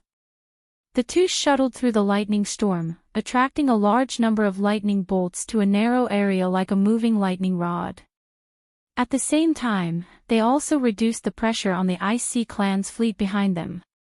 But Brando's goal was not only to save the IC clan. When he and Iroma entered the center of the storm, a new line of green notification popped up on the battle log. It was different from the blood-red one. System notification, 327 EXP gained. Then, this line of text appeared on the screen, like a waterfall, and instantly appeared dozens of rows below. System notification, 333 EXP gained. System notification, 329 EXP gained. System notification, 335 EXP gained. System notification, 341 EXP gained. In an instant, he had gained nearly 20,000 EXP. Although this was only a drop in the ocean for his character level, it was only the beginning. The EXP screen was far from stopping. In fact, it was like the system had malfunctioned. In the blink of an eye, dozens of pages had been turned. Each notification was only a few hundred EXP, but the interval between notifications was too short. It was as if in a breath, Brando found that he had gained enough EXP to upgrade the Frost Soil Guard or the Templar Knight to the next level. However, he was not in a hurry to level up. Instead, he insisted that Iroma continue to move forward. The EXP bar gradually increased from 330 to 350 with each jump, then to 370, 380, and finally stabilized at 420 in the center of the storm. In just a few minutes, Brando had gained more EXP than he had gained from the fragment of Mavecart's grimoire. With this EXP alone, he could upgrade the Frost Soil Guard to level 20, or the Templar Knight to level 30 or above. However, the speed of gaining EXP was not constant. Soon, the rate of EXP notifications in the center of the storm slowed down. At first, there were dozens of notifications in a second, but soon it became a few times, and finally stabilized at a frequency of once per second. Brando was not surprised by this. In fact, this was the normal frequency. When they were first baptized by the mana tide in the Amber Sword, it was at this frequency, or even a little slower. After all, after mana escaped into the elemental barrier through the tide, it would be greatly weakened. The first time the great tide of the Sea of Magic was observed in the Amber Sword was also in the Year of the Sword, but the first time the tide of magic passed through the elemental barrier and affected the prime material plane was about 6 years later, before the start of the Slate War. Brando was sure that at this time, wound in the inner layer of the elemental barrier had not begun to experience the mana tide. The residents of the land at most observed the fierce collision between the mana tide and the elemental barrier. This was the beginning of the mana tide beginning to transform the shallow sea and the other 3 elemental planes. According to the game's calculation, it was about 3 months before the first mana tide came. However, the progress of this world seemed to be faster. He estimated that in less than a month, or even a month, the mana tide would come to Wound. That was 6 years earlier than in history. In fact, he was not wrong. At this moment, in Wonde, Fanzin, Cruz, and Saint Ossol, as well as in the civilized border places such as the 10 cities, Erewhon, Hazel, White Mountain, and Falcon Plateau, residents everywhere observed the changes in the sky. At first, it was the black moon that fell. Countless meteors were falling from the sky, setting off the night sky in a gorgeous light, but it was the light of death. The brightness of the sky seemed to indicate the darkness of the land, and the lights that represented civilization were extinguished from the dark land. In Wenchi and Sinta, the Bugas lowered their floating cities from the clouds. These silver folk who dominated the sky found that many cities along the Silver Bay coast had disappeared. The starry lights that were used to mark civilization under the night sky were replaced by flames spreading over the dark land. The dark land seemed to be burning, and it was full of holes and cracks. Then came the storm. The storm with purple clouds swept through almost all of Wonde that night. Purple lightning zigzagged in the clouds, or rather, in the sky. The sound of thunder seemed to come from the horizon. There was a rainstorm in some places, but in most places, it was just a gust of wind. Almost every tower of stars and moons observed at the same time that the magic in Wonde was active thousands of times. Astrologers in robes opened portals from all over the place, and all kinds of magic messages and magic letters passed through the astral plane or the low-dimensional plane in Wonde. But under the ashes of death and despair, there seemed to be hope. The astrologers could soon confirm that on this day, about 1/3 of the surviving newborns were born with extraordinary magic talent, and half of the other 2/3 had far more potential than ordinary people. If they survived, a new chapter in the history of the Iron Folk would be written. The great astrologer predicted the birth of 33 chosen one in the next year. This was an unprecedented number, and they were called the Iron Folk. The astrologers decided on the name of the next year that night, the Year of Sparks. It was a full half a century earlier than in history. In this year in history, Misha was killed, and the wizard started the Slate War. But all of this seemed to have nothing to do with Brando at the moment. He did not know the drastic changes that were happening in Wonde at this moment. Although he might have guessed in his heart, he knew that he was in an independent time stream. Compared to him, Wonde should be still at this moment. Besides, what he needed to worry about now was no less than what the people of Wonde had to worry about. In fact, he did not expect to encounter the Millennium Tide outside the elemental barrier. Fortunately, this place was still covered by the law of Tiamat. Otherwise, the violent magic would not only give him EXP, but also directly drown him and the fleet of Tiamat. Even Iroma would not be able to help. For a moment, he did not know if he should say that he was too lucky or too unlucky. Because even within the law of Tiamat, the current storm was still very threatening. One only needed to look at the fleet of Tiamat to understand this. Although the heart of the storm nurtured a large amount of low-level wandering mana that mortals could use, or perhaps some sort of easily obtainable EXP, the tremendous energy generated by the violent mana during the warp was equally destructive. That was the lightning storm. Letting the fleet pass through the center of the storm vortex was actually a helpless choice. Compared to sacrificing the fleet of the Icy clan in exchange for an unpredictable result, it was better to take the risk. Besides, he was not completely without confidence. Although the center of the storm was filled with energy lightning, time, and space vortices, there was also an advantage. The large amount of low-level magic converted would quickly increase everyone's strength, and they would not have to worry about mana and stamina exhaustion. If they could avoid the effects of the energy lightning and time turbulence, the fleet might even gain immeasurable benefits in the center of the storm. As for how much they could achieve, it depended on their understanding of the law of time and space.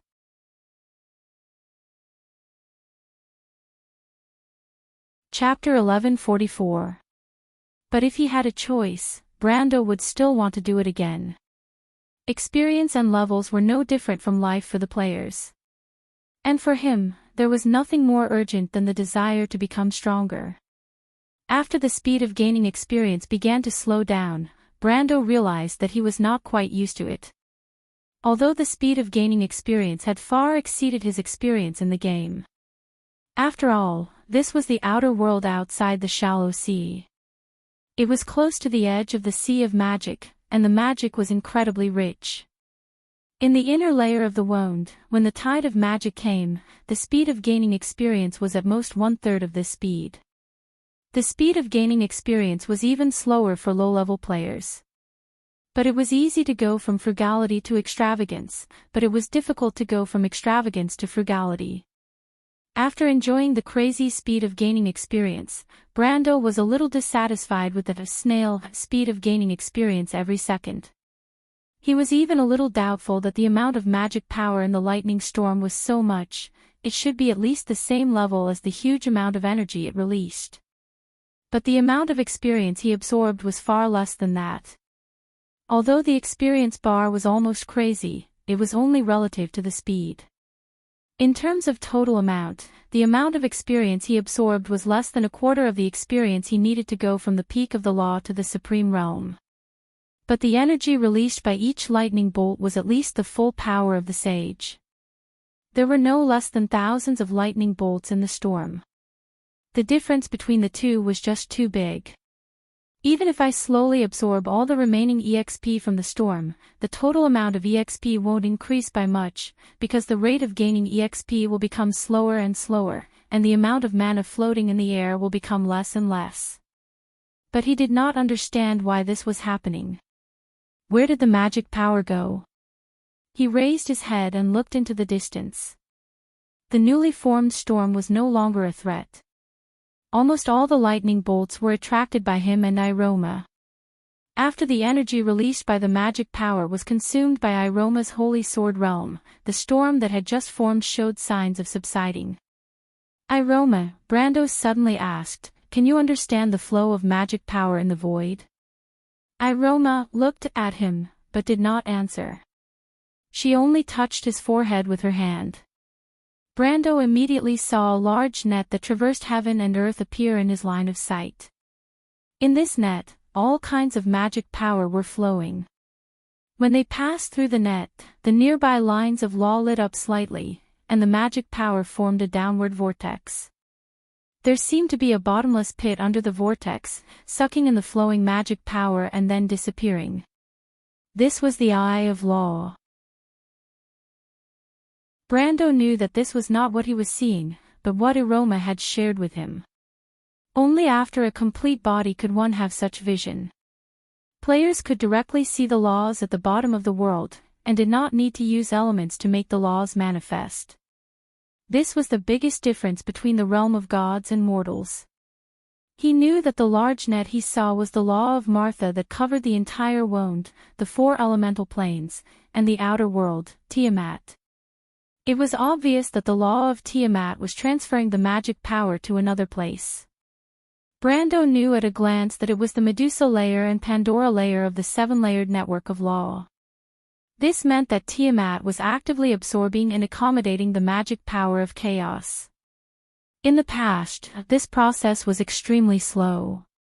Martha had once reached an agreement with the 4 elemental masters to let the 4 elemental masters build the boundary and foundation of wound.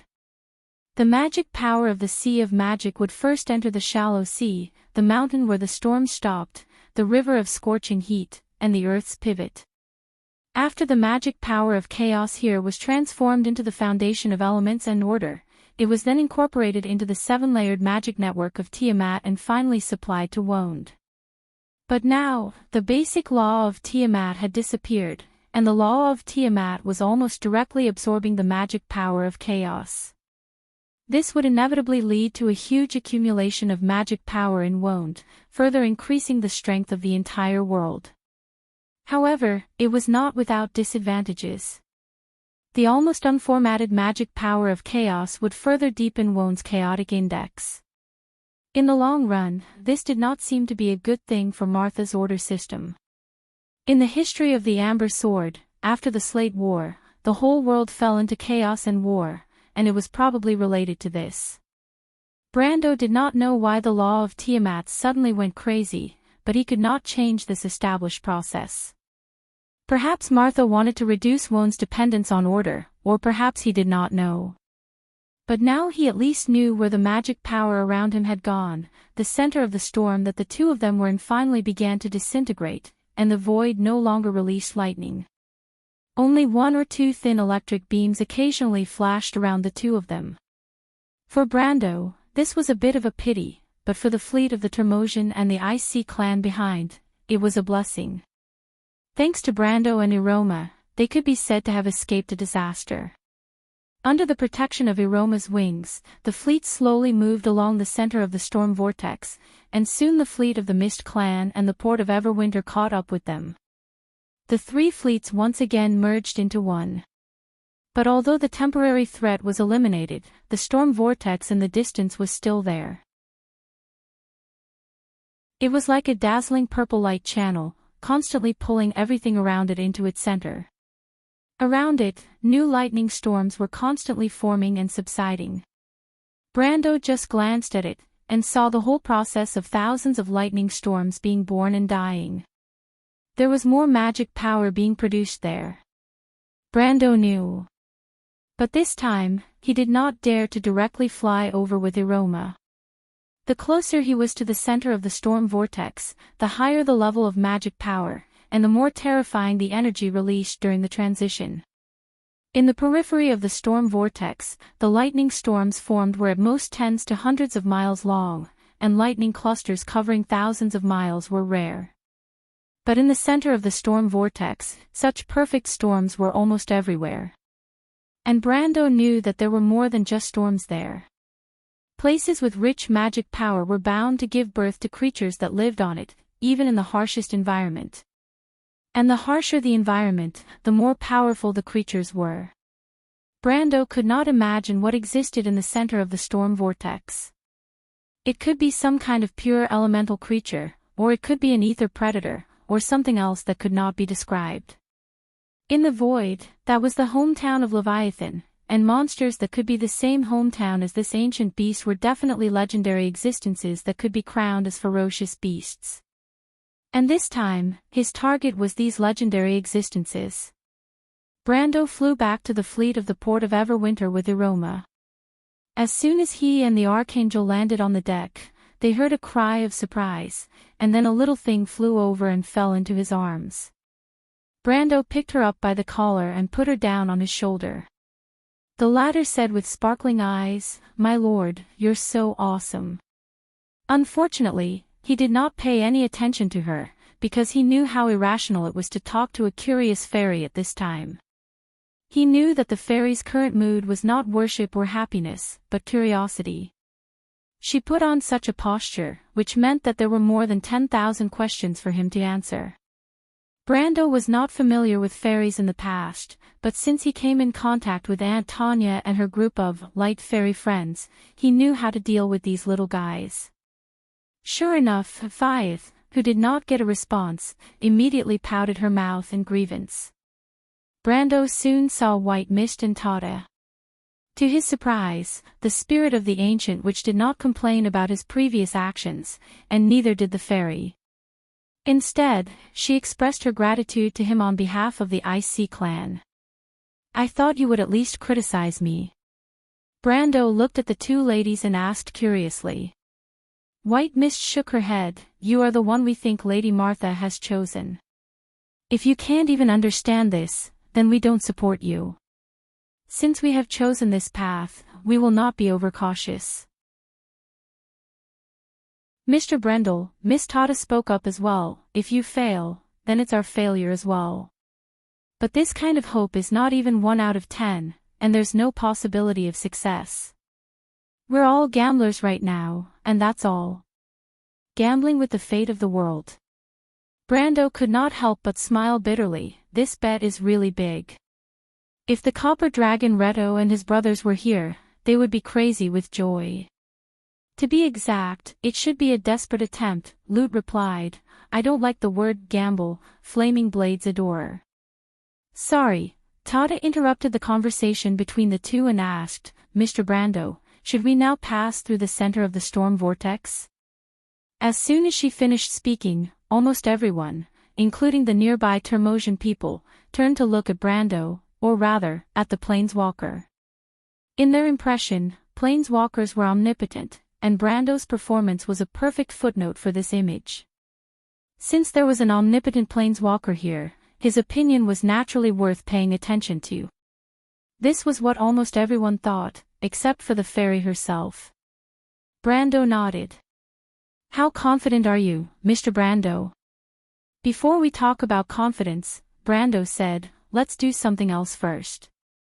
Miss Tada, let the Ice Sea Clan, the Dense Fog Clan, and the Port of Everwinter retract the lines of law and let the magic from outside in. I will show you something." "What?" Tada was stunned, but if that's the case, it's okay, Brando replied confidently, "Trust me."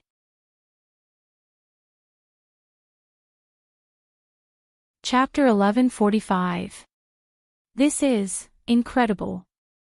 This storm is actually formed by the release of a large amount of energy after the transition of magic to a lower level. Why would the law of Tiamat change like this? But this is not necessarily a good thing for Woned. Miss Sprite's tone was full of surprise. She reached out her hand and closed her eyes. It was as if she could feel the active magic elements in the air through her extended senses. When the Termosian removed the protective wall of the law near the ship, everyone on the ship could directly feel the impact of the thousand-year tide of the Sea of Magic. "Not necessarily for the Iron Folk," White Mist said. "The higher the level of order, the lower the tolerance for chaos. This magic is full of elements of chaos, just like low-quality red wine full of impurities. However, it is precisely this kind of power that is most suitable for the Iron Folk. They are the final creations of the gods. Compared to the perfect Golden Folk and the noble Silver Folk, they are more like defective products. There is only a small amount of order in their bodies. They are like mixed blood hybrids. Perhaps they are still unable to adapt to the original power of chaos. But this level of magic seems to be tailor-made for them. This is the reason why the law of Tiamat has changed." Tada looked at the storm in the void and muttered to herself. "We may be witnessing the arrival of a new era. Its impact may only be comparable to that of the era of mortals thousands of years ago." The wise man of the frozen sea sighed. Everyone could not help but nod. Every time the law of Tiamat changed, it would deeply affect the world of Woned. Just like the departure of the gods, and the abdication of the Golden and Silver Folk. But there was no time like this that made people feel so completely and subverted. When the power of chaos and the world of order became indistinguishable, no one could predict what the future would be like. And the process was irreversible. This time, there were no ancestors to restart the world. This seemed to be the last gamble. Everyone seemed to see the hands holding the cards in the darkness put down all the chips and bet on the fate of the mortals. This was the first time, and also the last time. Don't think too much about it. No matter what Lady Martha's decision is, it will be after we defeat Dusk. Perhaps mortals can really become the rulers of the future, or perhaps not, but no matter what, that is not the prerequisite, White Mist replied. She looked at Brando and continued, "What we need to do now is to pass through the center of the vortex. Yes, but if this storm is really just the appearance of the energy released by the mana transition, we might really have a chance to succeed. This is because we only need to worry about the energy lightning in the void, not the space and time disruption that we can't contend with." Tada glanced at the tall Brando beside her, and asked, "Mr. Brando, I'm very curious. How did you know all this?" This question was not easy to explain. "I don't know either. I just have this thought in my mind. Although I have never been outside the elemental barrier, as half an elementalist, I still have some understanding of the Sea of Magic." Brando thought for a while and casually made up an unreliable reason. "I understand," Tada nodded. Smart people tended to think too much, and she was no exception. The mana tide is the reflection of the waves of the sea of magic in Wound, but it can't really affect the Wound directly. The fact that it can release such a terrifying amount of energy can only mean that it is caused by the activity of the mana. I think Mr. Brando must have thought of this, and that's why you have such an intuition. Brando could not help but think that it would be great if everyone around him could think like Tada. The longer he stayed in Wound, the harder it was for him to make up a lie. Fortunately, he had not met the Wizard Tower yet, or else his excuse of looking up the Wizard Tower's literature would have been destroyed. White Mist did not seem to care about Miss Fairy's explanation. She looked at Brando with a teasing smile in her eyes. Her idea was much simpler. In the Black Prophecy about the future, there was an omniscient and omnipotent king. The witches usually thought that the king was the incarnation of the Dark Dragon. As someone who had seen Odin himself, of course, she knew that the Dark Dragon's wisdom was because he had more inheritance and knowledge. The Dark Dragon described in the Black Prophecy was obviously referring to him, and not to all the Odins who shared this title. Like the witches, she never doubted the Black Prophecy. She also did not think that the Silver Queen was the person described in the prophecy. On the other hand, although Brando never thought of himself as the Dark Dragon, the signs he showed undoubtedly pointed to the prophecy that was being confirmed. No one could be born with knowledge. However, White Mist had long associated the person chosen by Brando and Martha with every sentence in the Black Prophecy. Unlike Tada, she believed in her intuition. Brando quickly nodded and agreed with Tada's words.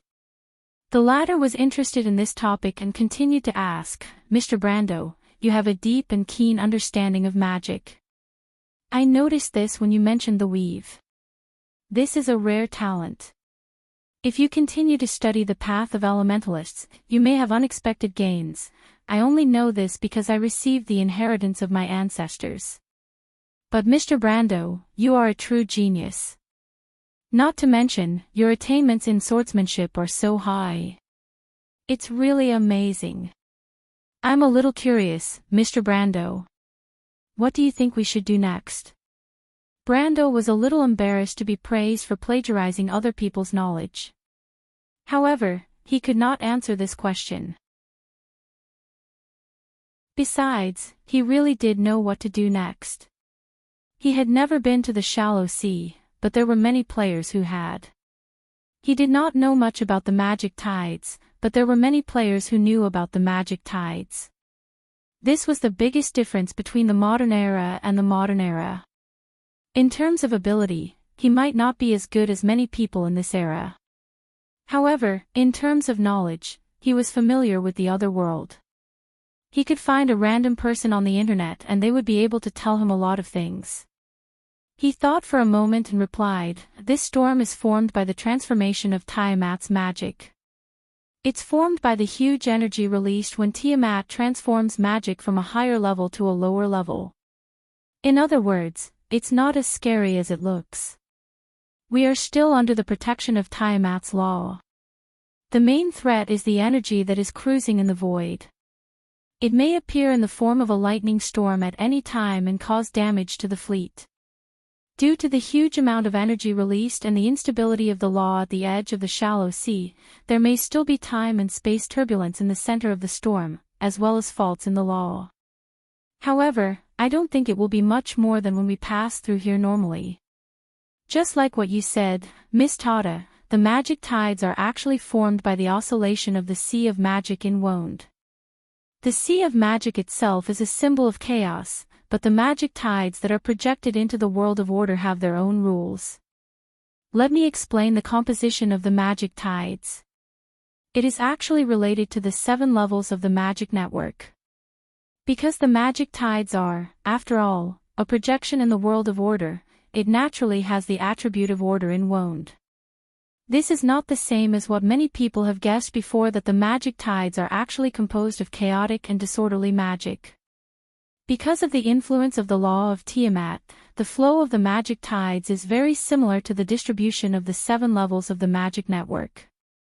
It is also divided into upper, middle, and lower levels, but the ones that determine the flow of magic are the opposite of the magic network. It is the top 2 levels. Scholars call this mirror-like structure the interaction structure, which means the interaction between the power of chaos and the power of order. Wait, Mr. Brando. Tada's eyes grew bigger and bigger as she listened to him. She could not help but interrupt him rudely. This was the first time the fairy was so rude, but she could not care less. Brendel's words made her feel like she was falling into a fog. Mr. Brando, you are talking about the composition of the magic tides, but how do you know the composition of the magic tides? Is this your guess? When Brando saw the look on the sprite's face, he knew he was in trouble. He was still searching in his mind for when the theory of the composition of the magic tides was proposed. Was it 376 or 379? He originally thought that the Bugis had already published the system they were proud of, but he did not expect that he would accidentally plagiarize someone else's work first. The key was that the time of this thing itself was too recent. He might remember the approximate time when something happened, but it was impossible to be precise to a certain point in time. In the past, this trick had not been exposed because no one looked into it. But in front of an expert, the problem was exposed. As a top master who specialized in the composition of the magic network and the nature of magic, Tada thought that her understanding stood at the forefront of the entire wand of this era. Even Solomon of the Bugis was at most on par with her. But Brando's words made her feel that she was behind the times. When Brando saw Tada's expression, he could completely understand her surprise. The magic tides was one of the most studied problems of wizards for thousands of years. Because there were too few things that they had mastered, and their understanding of the sea of magic was too shallow, this problem had been one of the most difficult problems in occultism since the War of the Holy Saints.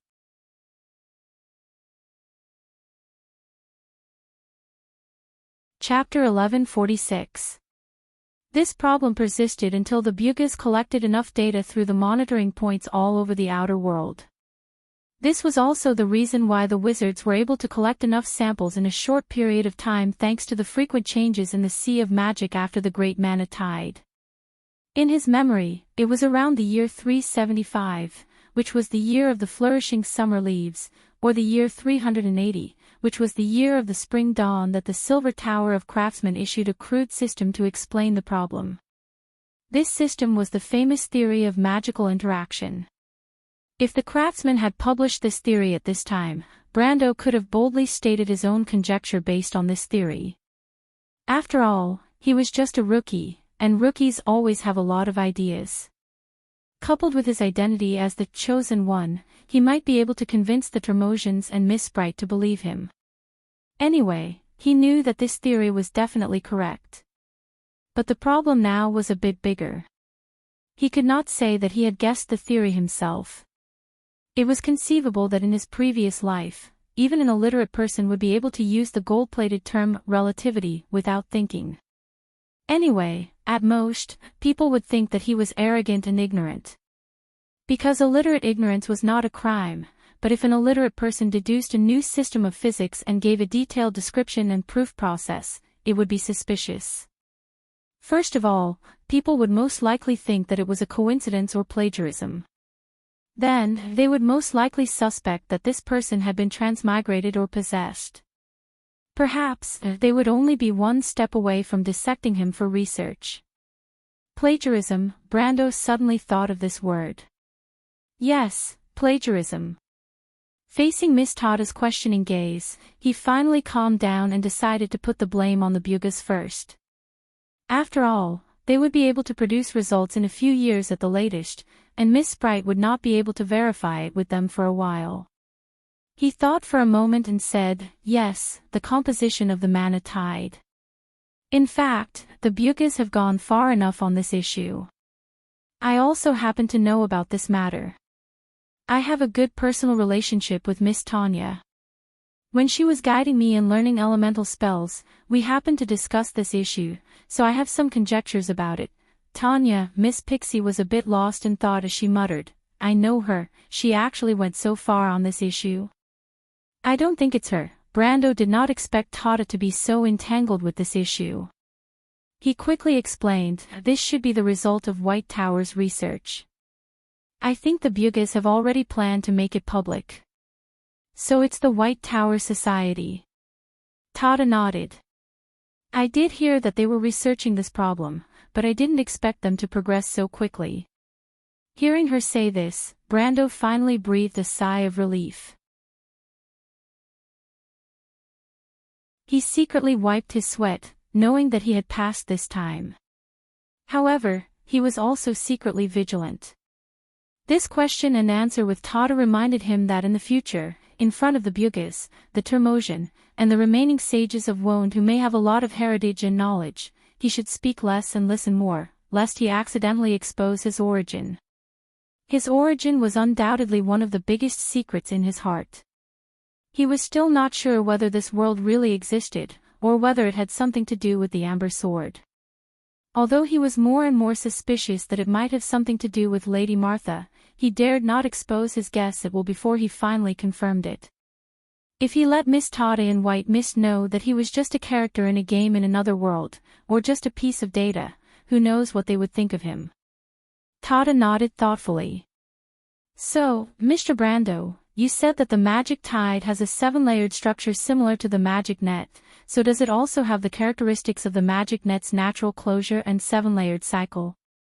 If that's the case, as long as we analyze the flow of mana in the first and second layers, as well as the distribution of mana in the third and fourth layers, we could follow the flow of mana to wherever we want to go, including returning to the Great Storm route. Brando could not help but praise in his heart. What he said earlier was actually a copy of what Tada had said. He did not know much about this set of theories, just like in the era where the other half of his soul was in, any elementary school student could recite the mass energy formula without hesitation, but they did not know how to do it. But Miss Sprite only listened to it once and analyzed what he wanted to say, and even gave her own inference. This kind of understanding and familiarity with magic, she was a real genius. But there is a question, Tada replied. Do you have the ability to calculate and deconstruct the magic tide, Mr. Brando? Brendel knew that although Miss Fairy could calculate and deconstruct the magic network, she might not be able to do anything about the structure of the magic tides. After all, the two were two completely different things, and it was not possible to completely apply them just because the structure was similar. The reason why Miss Tada asked this question was not that she was incompetent. On the contrary, it showed that she could see the essence of the problem at a glance. But Brando nodded. He had no confidence in deconstructing the magic tide at all, but at least he had seen a pig run. In the Amber Sword, when players described a problem, they would not use a long explanation and tell you why. It was just like when they described the strategy of defeating a boss, they would often only tell you when to do something, but not why. In most cases, this was enough. It was the same now. Brando did not need to deconstruct the magic tide. He only needed to let Miss Tada and White Mist know that he had some understanding of the matter. As for how to do it, the predecessors had already described it. So he nodded and said, "Leave it to me." Miss Sprite looked at him with admiration. If she was looking at a talented genius before, now it was more like she was looking at her teacher. For a scholar who pursued knowledge all her life, a person who knew more about the unknown of the world than she did was undoubtedly worthy of such a title. White Mist and Lute, who were listening to the conversation, noticed Miss Tada's gaze and looked at Brando differently. The former knew what the inheritance of the knowledge of the Holy Saint and 1/3 of the Babel Fortress Library meant, while the latter had heard of Miss Tilia's reputation in the elemental world. Such a living library-like character actually asked for advice from others. Not to mention them, even the Termosian wise ones beside them were in disbelief. Maybe this is what it means to be omniscient and omnipotent, White Mist thought to herself. But Brando was not as optimistic as they thought. He could not help but remind them, Miss Tada and everyone else, I have to say that I am not very confident. In fact, even if we know enough about the magic tide, it will still show its chaotic side from time to time. Because there are too many variables, when the time comes, we can only rely on Lady Martha's protection. Everything is full of chaos. Even Wone does not have absolute order. Tada nodded, showing that she understood. We are lucky enough to rely on Lady Martha. Mother will definitely protect us. This is only one of the reasons, Brando replied. The sea of magic is full of primo of chaos. When it is projected into our world, these forces will also manifest in Woned. So there may be a battle. Yes. It's okay. This time, it was Lute who answered. The Fire Fairy Prince pulled out his flaming sword. I am ready for battle. Everyone subconsciously took a step back from him, or the sword in his hand. It was obvious that this relative of Forseeds's didn't have the ability to control his power, and his previous performance didn't make him trustworthy. But at least this was the best outcome for Brando. But regardless of whether the Termosai people were willing or not, and regardless of whether Brendel was confident or not, the combined fleet of the Port of Everwinter, the Frozen Sea Clan, and the Mist Clan was slowly being pulled into the center of the vortex. Here, the energy generated in the center of the storm became even more violent. The power of chaos seemed to cause turbulence in the surrounding space and time at any time. The gigantic lightning storm that they didn't even dare to imagine before was now as frequent as the heavy rain after midsummer. It would come at any time, anywhere. Fortunately, Brando still had Archangel Eroma with him. The crisscrossing lightning bolts in the void had grown to a frightening level, but Eroma was always the first to shatter them. Under its protection, the ship finally reached the core of the storm vortex. But here, the situation had changed once again. The first thing that posed a threat to the fleet was still the omnipresent lightning storm, but this time, the purple lightning in the void was no longer the same as the one that had zigzagged for miles. Brando only saw countless flashes of lightning flashing from the surrounding void turbulence. They intertwined with each other and formed an overwhelming electric net, covering the entire fleet. There was no description of this terrifying lightning in the Amber Sword's guide, or rather, the author of the guide did not think it was worth describing. The existence of such lightning in the magic tide seemed to be a matter of course. If you can't even deal with it, what's the point of coming here? But the author of the guide obviously did not take into account the situation like Brando's. Or even for the players, even in the most desperate situation, they could just revive and start over. It was not worth writing a guide specifically for this. But at this moment, behind Brando, Eroma had already warned him. Obviously, the lightning here was not something it could easily deal with, or even if it could break it, the fleet would still have to pay the price. Brando knew that it was time to fight to the death.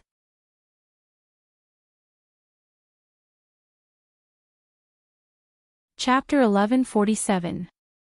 As far as the eye could see, their vision was almost filled with dazzling lightning. The faces of everyone on the ship were pale. Brendel knew that this was the most critical moment. If they couldn't get through this wave, then all the experience they had gained would be for naught. He turned around and said loudly to the others, "Increase the protection of the law to the maximum. I will take the first hit, but the fleet must at least survive the aftermath of the impact." "No problem."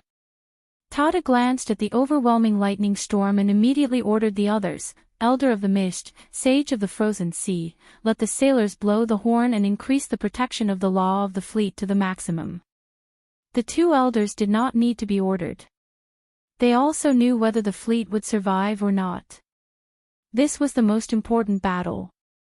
The password was quickly transmitted to the hearts of every sailor of the Termosian fleet through the mental network.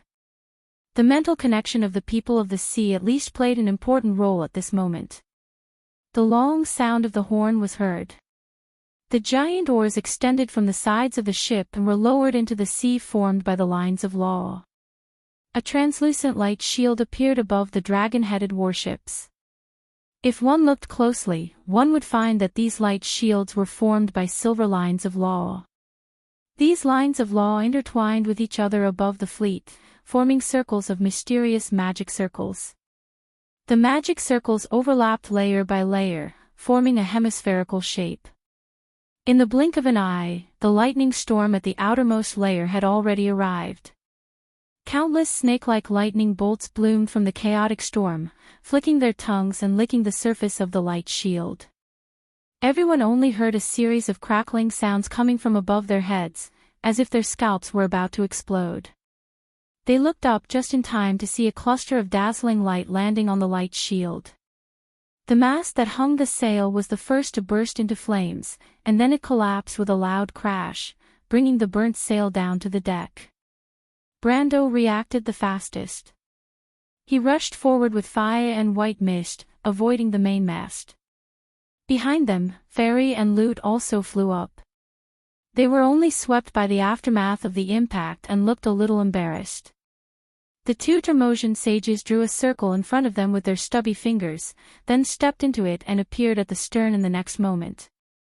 With a crack, the mast fell and heavily swept the hull of the ship, causing the entire ship to sway slightly.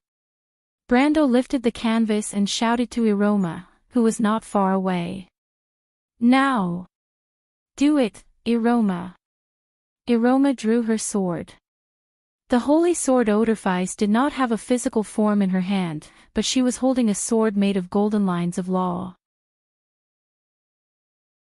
The shape of the sword was almost the same as the flaming blade in Brando's hand, except for the more complicated handguard and guard. The Archangel did not say a word. Her face was expressionless. In fact, there were no facial features on her ivory-smooth face.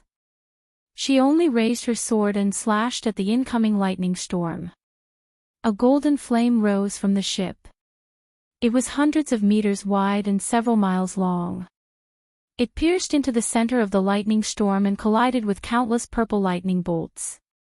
The center of the lightning storm was hit by a blinding flash. Almost everyone on the ship instinctively closed their eyes. At that moment, it was as if there was a terrible explosion right in front of the ship. The bright light produced by the explosion was so bright that it made people cry even if they covered their eyes with their hands. After a few seconds, Brando, Fairy, and the Termosian on the ship heard a deafening roar in the silence. The roar went from invisible to tangible. Fyeth covered her ears with her hands, and her mouth opened and closed, but no one could hear what she was trying to say. Everyone could only hear one sound, and that was the continuous sound of the explosion. Amidst the strong light and violent airflow, the crew could only feel the ship shaking violently under the impact. They did not know what had happened to Iroma's sword, and whether she had managed to split the terrifying lightning storm apart with a single slash. Only Brando was an exception. In fact, he already knew what the result would be even before Iroma made her move. Besides, even if he did not know, the Archangel with the sacred sword would have told him. He could even see that the sword had torn a huge hole in the lightning storm. The two forces that were powerful enough to make all the mortals on Earth look up to collided in the void and then exploded. A bright wheel of light swept across the void. The energy and wind pressure from the wheel made everyone's hair stand on end. But Iroma could not completely block the massive energy released by the violent magic power. After the purple lightning was torn apart, it continued to sweep towards the ship as if it had some kind of inertia. Translator, Endless Fantasy Translation Editor, Endless Fantasy Translation, that's all I can see. Brando thought to himself. He saw that Iroma's body and hands were almost torn apart, and golden flames were spewing out of them. This meant that she had already reached the limit of her power. The Archangel with the sacred sword had done her best. The rest would depend on the Termosian's ability. The entire ship shook violently. The three ships at the front of the ship instantly turned into flames. The burning debris and sparks flew into the void behind them. As for the passengers on the ships, they had already turned into ashes. Then came the flagship of the port of Everwinter. Brando looked up and saw the scattered lightning bolt colliding head-on with his warship. At that moment, the entire ship almost fell apart. The huge inertia almost sent him, who had the physique and strength of a giant, flying from the deck and slamming into the base of the mast.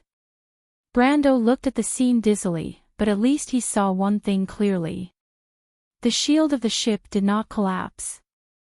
Although it was almost flattened by the lightning storm, it tried to maintain its integrity. This meant that the fleet had withstood the most fatal wave of impact. Brando quivered and suddenly woke up. He flipped over and bounced up from the deck. With a wave of his hand, the flaming blade automatically flew back into his hand. He held the sword in one hand and rushed to the place where the mast had fallen. He lifted the canvas and rescued Malurcha and the sprite from below. He did not have time to ask about the two's condition. He hurriedly shouted, "Miss Tata, quick, let the ship move in the 7 o'clock direction." Fortunately, the sprite was only a little dazed from the impact. Her somewhat dazed eyes quickly cleared up. She rubbed her forehead and flew up from Brando's hand. She looked at the deck. At this moment, all the Tremosians in the ship were in a temporary state of blankness. Some of them had even fainted because they could not withstand the impact. They were scattered all over the deck. Some were trying to get up, while others were looking around in confusion. Without a doubt, the two wise men were the first to regain consciousness. The Elder of the Mist was a strong warrior, and it was the least injured in the previous impact. It only fell into a pile of cables, and the soft and tough cables made of sealskin had cushioned the impact on the Elder of the Mist. So it was the first to get up from the pile of people and ran to the other side to save the wise man of the frozen sea who had fallen into a pile of wooden barrels. Tata was the first to see the two wise men and immediately flew over.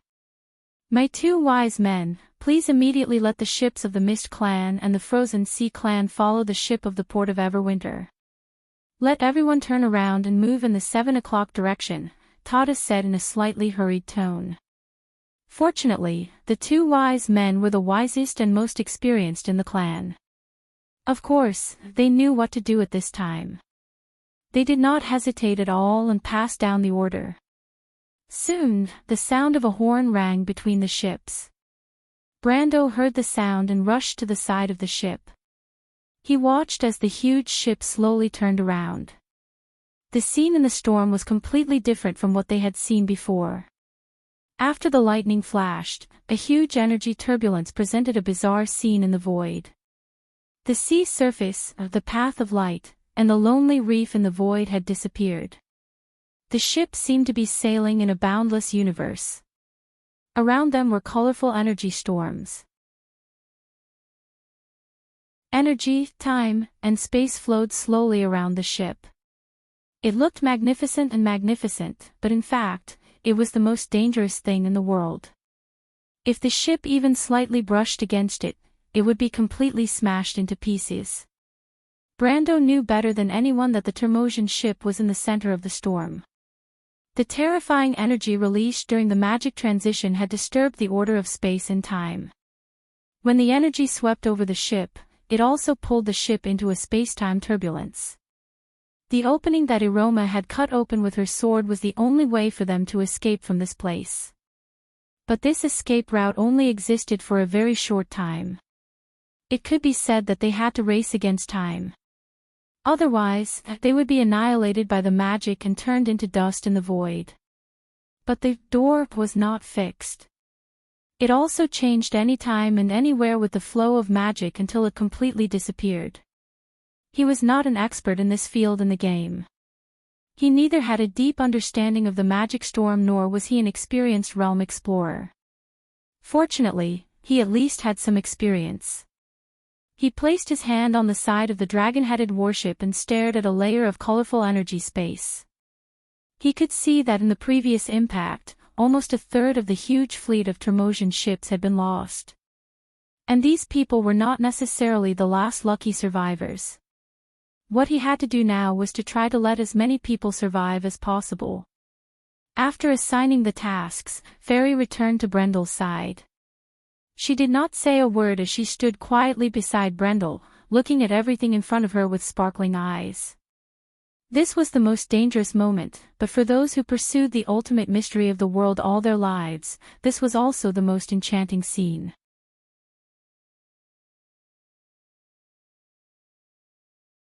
Chapter 1148. Both of them were calculating silently. While Tata was calculating, she could not help but look at Brando with admiration. She quickly realized that the direction that Brando had given her might be correct, and she could not be completely sure after careful calculation. Tata could not help but think to herself, what an enviable talent. Unfortunately, Miss Fairy did not know that what Brando was doing now was slightly different from what she had imagined. Calculating the direction of the exit was only the first step. But this was not the most important task. Brando's forehead was soon covered in sweat. Sometimes, experience was the best thing to rely on, but sometimes, it was not so wonderful to entrust one's life to the experience of others. At least, he only had one thought in his mind now, and that was that the player who had described all this back then had not remembered it wrongly, and had not been bragging. "There's an energy vortex on the port side." A voice rang out in the spiritual world. The tone of the Tremosian was usually calm, but at this moment, there was a hint of panic in it. "Don't panic," Tata ordered calmly through telepathy. However, after she said this, she subconsciously paused. The scariest thing in the energy space was to run into turbulence, but in this place where there was no sense of distance, the space-time turbulence was so unpredictable that it could appear next to you in the next moment. It was impossible to predict. Unless someone completely understands the laws of time and space, Tata did not dare to believe that there might have been strong people in this world who had mastered the elements of time and space, but the power of order that mortals had mastered was only a drop in the ocean of the Tiamat law. The authority that they had mastered was only a tiny part of the truth. Often, mortals would never be able to master the mysteries of the world in their entire lives. Because once someone did this, they would cross the boundary between man and God, perfect their body, ignite their divinity, and become a true God. What exactly was the power of existence? After the gods left, no one knew. But just like how Miss Fairy could not imagine the realm of gods, she could not imagine that someone could travel in such an environment for decades. These people were never afraid of death, because even death could not deprive them of their experience. They were immortal adventurers. They were players. He's here. At this moment, Brando felt his heart skip a beat. His entire body seemed to have relaxed. He lightly breathed in, and issued an order with a resolute tone that even he himself couldn't believe. "All ships, heed my command. Turn 34 and sail 10 chains in the 9:00 direction." Tata felt as if she had been struck by lightning.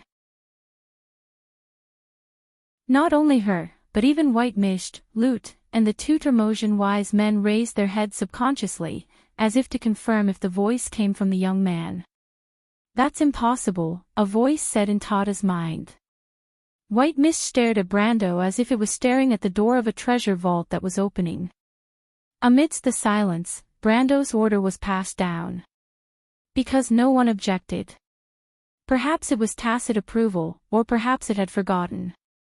Or perhaps all the Tremosians were used to subconsciously obeying the orders of the Planeswalker. In short, the entire fleet slowly turned once again under Brando's command. It was so clumsy and slow, as if it would crash into the wall of storm the next moment due to its stiff movements and turn into dust in the void. But it did not. Every time, the fleet narrowly avoided the energy and space-time turbulence at the most critical juncture, as if they had already expected the dangerous trap to be there and were prepared in advance. There was no sound in the Tremosian mental network for a while. Only Brando's orders were passed down one after another. Turn 76. Raise the sails. Turn 3 chains in the 12:00 direction. Turn 44. Turn back to the previous route. Let the fleet behind follow. Continue to sail 7 chains. As if under a spell, the Tremosians mechanically carried out the orders like marionettes. Only the occasional shout of the lookout at the bow of the ship could be heard. There's energy turbulence on the starboard side. It's coming, it's one chain, 30 meters away from us. It's really coming, Lord of Elements. The fleet suddenly shook slightly. At that moment, Tata felt her heart clench. Brando was no better than her. His forehead was covered with fine beads of sweat. He knew in his heart that this was the most critical part. The energy gap was just ahead, but it was hidden in the turbulence of space-time. The huge fleet had to pass through it. Whether the experience of the self-proclaimed veterans was useful or not depended on the last few seconds. Although from the previous performance, it did seem to be a little useful. But Brando knew that in fact, there were several times when things almost went wrong. If it were not for Iroma who continued to help him maintain the Eye of Precepts, the fleet would have suffered heavy losses, although not all of them would have been wiped out. The Sea of Magic was ever-changing, and the experience of the players was not necessarily reliable at all times. In fact, he knew that the players who relied on these strategies to travel outside the elemental barrier in the Amber Sword were all experienced veterans, but even so, they often failed miserably. The difference was that they could afford to lose, but he could not. Brando's palms were full of cold sweat. It was not that he was not confident enough, but which player who could reach the elemental barrier was not an elite. At least he himself was not qualified to be a member of the Adventurers Club. Even those people could not do it with certainty. He was not sure if he could succeed in one try. In fact, he was already praying to the gods and Lord Martha in his heart. Space-time fault. There was a sudden scream from the bow of the ship. Brando watched as the two dragon-headed warships suddenly twisted there, and the whole ship seemed to be stretched infinitely, and then disappeared in an instant, as if it was sucked into a space that could not be seen with the naked eye. Brando immediately felt a slight pain in his arm. He looked down and found that Miss Tata was sitting on the back of his hand, and her small palm and fingernails almost scratched into his flesh. However, this pain woke him up. The space-time fault was too close, and it was impossible to completely avoid it. He only hesitated for a moment, then ordered in a deep voice, "Don't turn, maintain the course and rush forward." No one questioned, and the whole fleet sailed straight ahead in a strange silence.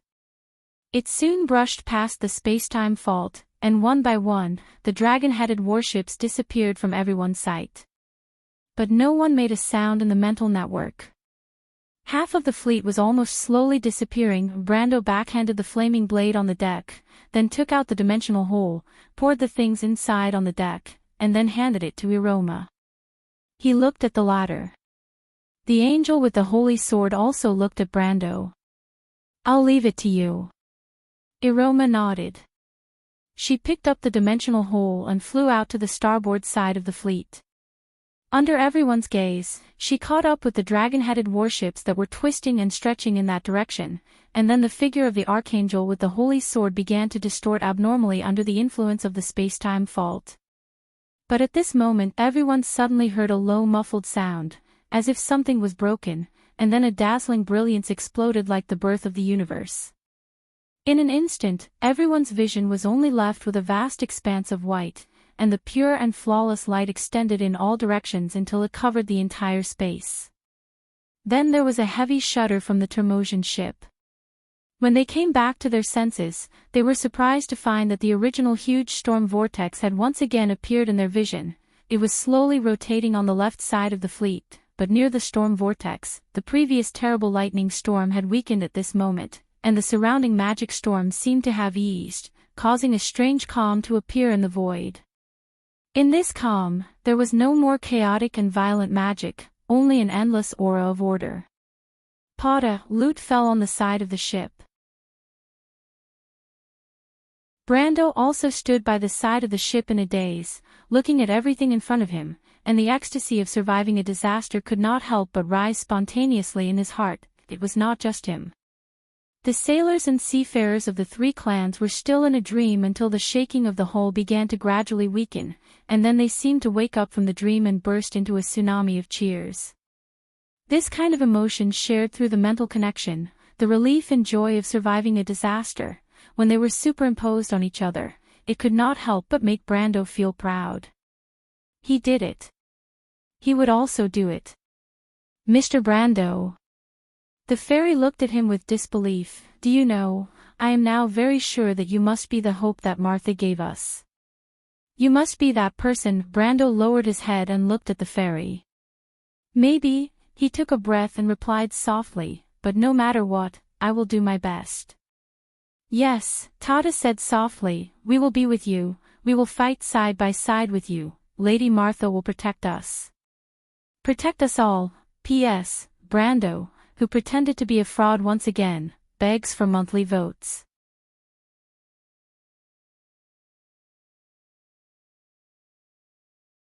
Chapter 1149. While the two were talking, Fias suddenly interrupted, My lord, is Lady Aroma all right?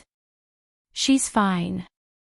Brando turned his head and glanced at the little sprite on Maluch's head. When there's a chance, I'll make her come back. I understand, just like Lord Malucha and I, right? Brando nodded. Fia's eyes sparkled and she said, oh, with admiration. She probably thought that Brando bringing her and Malucha back to life was probably the greatest thing in the world. Miss Tata seemed to remember something and asked, Mr. Brando, did you destroy your own dimension hole earlier? Brando was troubled by this matter. On one hand, he felt a little guilty about Aroma. On the other hand, the things poured out of the dimension hole filled the deck. Mainly holy water, all kinds of alchemy potions, scrolls, and the glass sword he had obtained earlier. Of course, the most valuable thing in here was probably a few god-slaying magic-breaking alls. This was the result after he left the remains of the armor and weapons he found in the loop of trade winds in Valhalla. Otherwise, this small deck might not have been able to fit them all. Yes, annihilating the dimension hole will create a spatial fault. This is the only way I can think of to stop the spatial fault from advancing, he replied. Fortunately, Martha blessed me. I was worried that the dimension hole was too small for it. The sprite was slightly touched. She had learned about Brando from the Elven Queen and had some understanding of the latter's situation. She knew that the dimension hole was a very precious treasure in the mortal world, and Brando was just a noble lord on the border of the civilized world. Although the Elven Queen had mentioned that he was the grandson of Sword Saint Darius, sword saints were not rare in the elemental plane. A mortal sword saint could not possibly be that rich. She also remembered the Elven Queen telling her and Eloranta about the young man in front of her borrowing the dragon's orb from the elves. If he even needed to borrow something like that, it was obvious that the latter was poor. No wonder Mr. Brando was interested in such a lousy item when he traded with us. She thought to herself. On the surface, Miss Fairy's expression was as usual and she did not say a word, but her little heart was slightly melancholy. It was such a person who was willing to give up the most precious treasure to save everyone at the critical moment. She felt her nose tingle slightly. It was like a rich man and a beggar both donating a copper coin. The two approaches might not be better, but the latter was often more touching.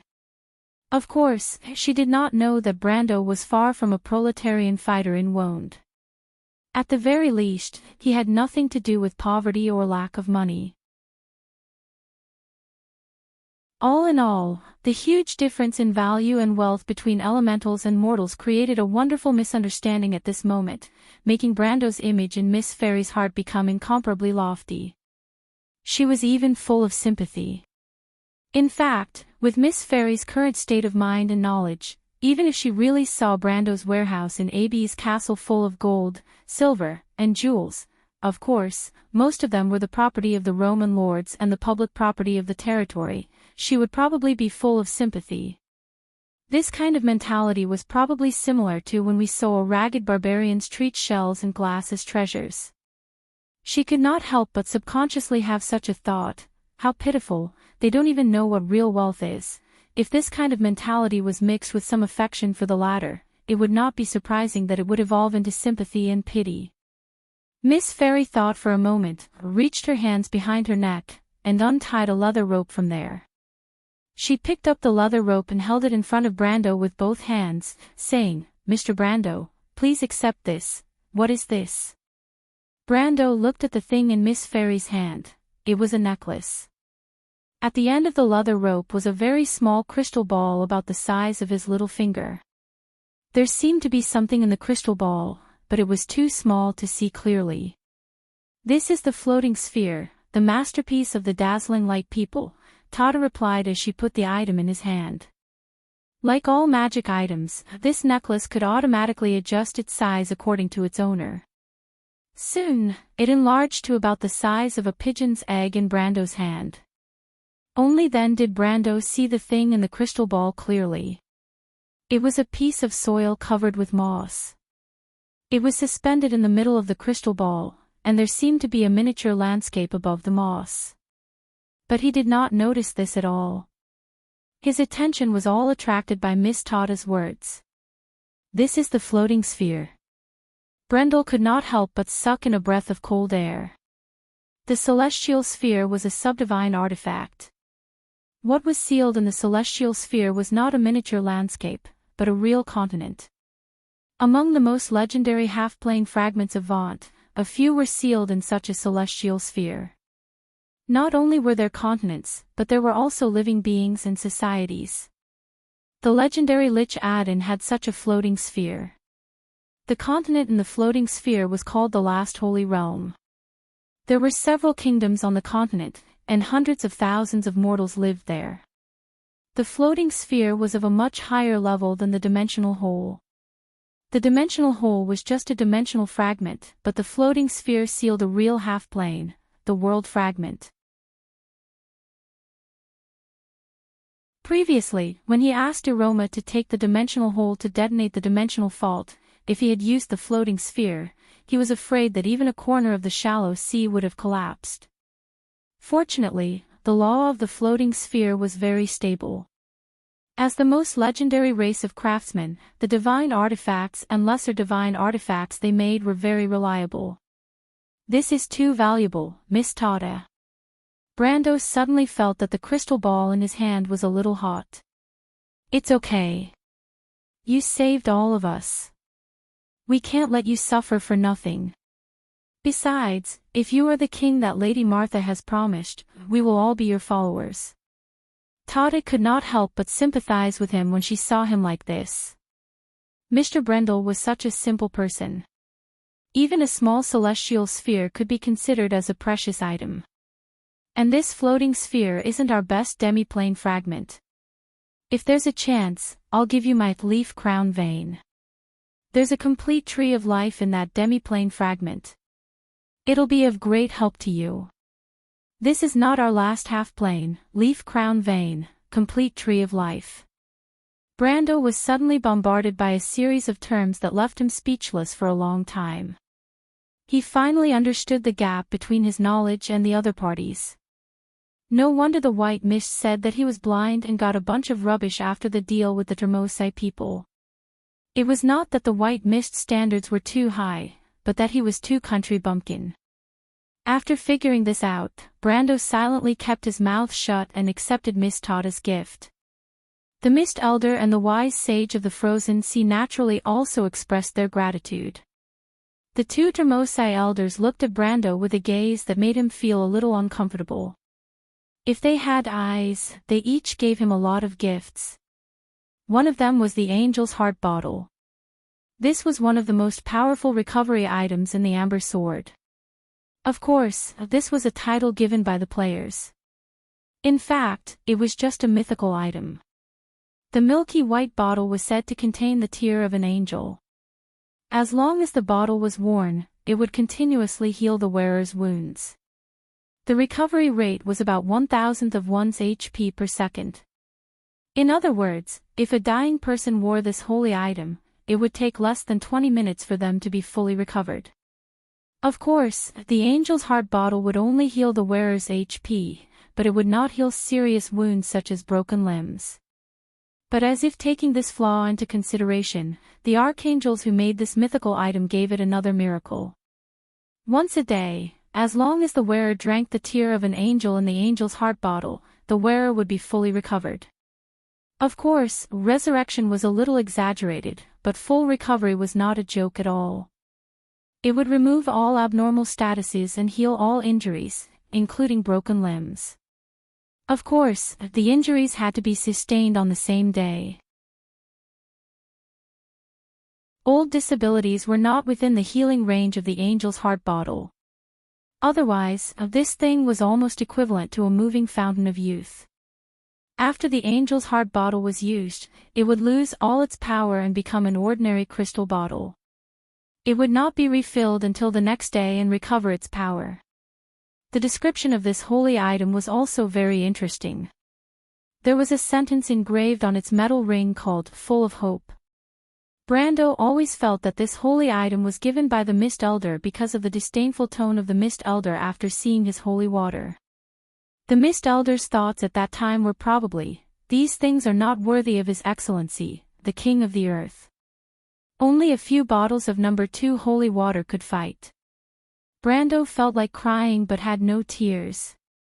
The wise man of the frozen sea gave him the treasure of Enveranoth, the King of the Rings. The players called it the One Ring because of the curse power it carried.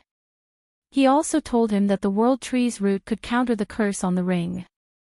But it was not only because of the World Tree's root, but also because the World Tree's root was the thorny laurel of the King of the Wound. In other words, this ring was actually a symbol of the King of the Wound. Brando felt a little ashamed. It was not that Miss Tada and the wise men of the Termosian people were country bumpkins, but that he was too ignorant.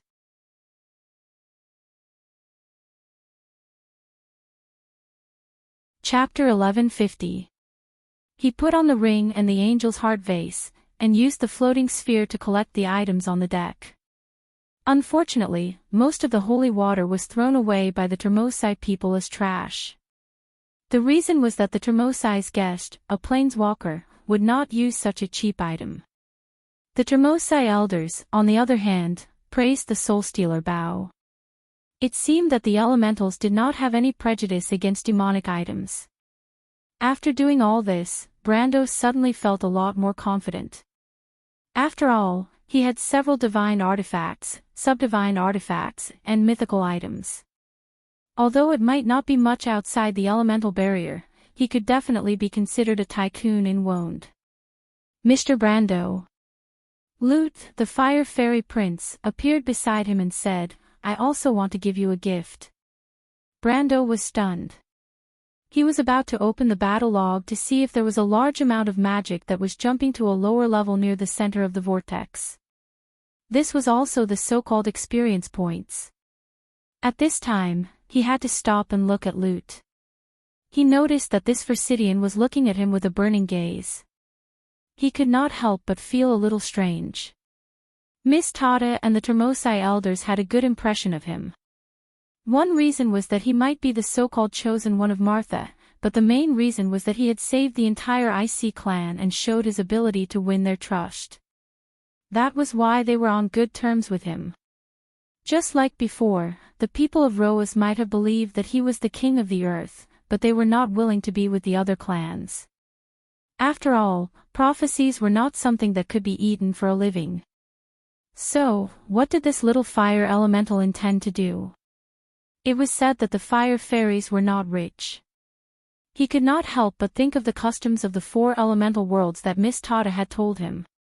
Lute bowed to him, and the cold and arrogant expression on his face loosened a lot. "I want to introduce myself to you. I want to finish the rest of the journey with you. I, the chosen one of the Flaming Blades, hope to be by your side in the future." Wait, Brando thought. This should be considered an oath. But this kind of oath made him feel a little strange. Lute was a real prince, and if he said that he was a princess, well, that would not be too good. In short, Brando was now confused. He asked, "You want to find the Flaming Blades with me?" More than that, Lute shook his head. "To be precise, I want to fight by your side, the chosen one of the Flaming Blades." "Why?" "Of course, to defeat the Twilight Dragon." You are so sure. I'm not afraid of sacrificing myself for this, Mr. Brendel. But... Brendel scratched his head in annoyance. He glanced at his battle record panel, and as he expected, it was flooded with green words. In the battle log, pages of records flowed down like a waterfall. The green words were all notifications of the countless experience points gained. He could even hear Andesha and some Termosians exclaiming not far away. Of course, the latter was in the telepathic link. The power of the magic tide had arrived. In this place closest to the center of the storm, even these people of order could feel their strength increasing rapidly. This experience was not only the feeling of magic, but also the understanding of order and law. Because of the law of Tiamat, the whole world was clearly presented in front of everyone like a big open book. Except for the illiterate. This is the center of the storm. White Mist was talking to Malurcha. I can clearly feel the law of Tiamat. It is here. I didn't expect that the violent energy storm outside was caused by the changes here. But how does his lordship know all this? I think it is his first time here. Do you know how the first generation of ancestors passed on their wisdom, Malurcha? Forgive my ignorance, Lady White Mist. It said that the wisdom born from fire is innate. All things are bestowed with wisdom by fire, but knowledge already exists in the darkness. The pale poem was born from fire, and Marcia also chose that person from fire. His lordship is indeed special. I have a feeling that he may not be from our world. Hearing this, Brando could not help but shiver. He quickly gathered his thoughts, afraid that something would be seen on his face. In fact, Lute was also looking at him with bright eyes. The Fire Fairy Prince asked, "But, what is it? Are you saying that I am not good enough for you?" Pfft. Brando almost choked on his own saliva. He hurriedly stopped the little fairy's next words, afraid that the more he spoke, the more ridiculous it would become. These words were so déjà vu that he could not help but have an illusion that this guy was going to reveal his true feelings. No, Lute, that's not what I meant. I am saying that I agree to go with you to find the flame scepter, but as for what happens after that, shouldn't you be more careful? But I have already thought about it, Lute replied. I recognize you as the Flame Blade's adorer. I believe that you are the one who can inherit the will of the Golden Flame. The residents of Phorcyates can only have one follower in their lifetime. The fire elementals will follow their protector, and I will follow you. What's wrong with that? He said proudly, unless you think that I am not qualified, I will not question your decision. But only death can wash away this shame. Mr. Brando, Tata flew over and explained, this is the oath of the Golden Flame. It is the most solemn oath the fire fairies make in their lives. They will only follow those who have truly gained their recognition. This is the highest respect.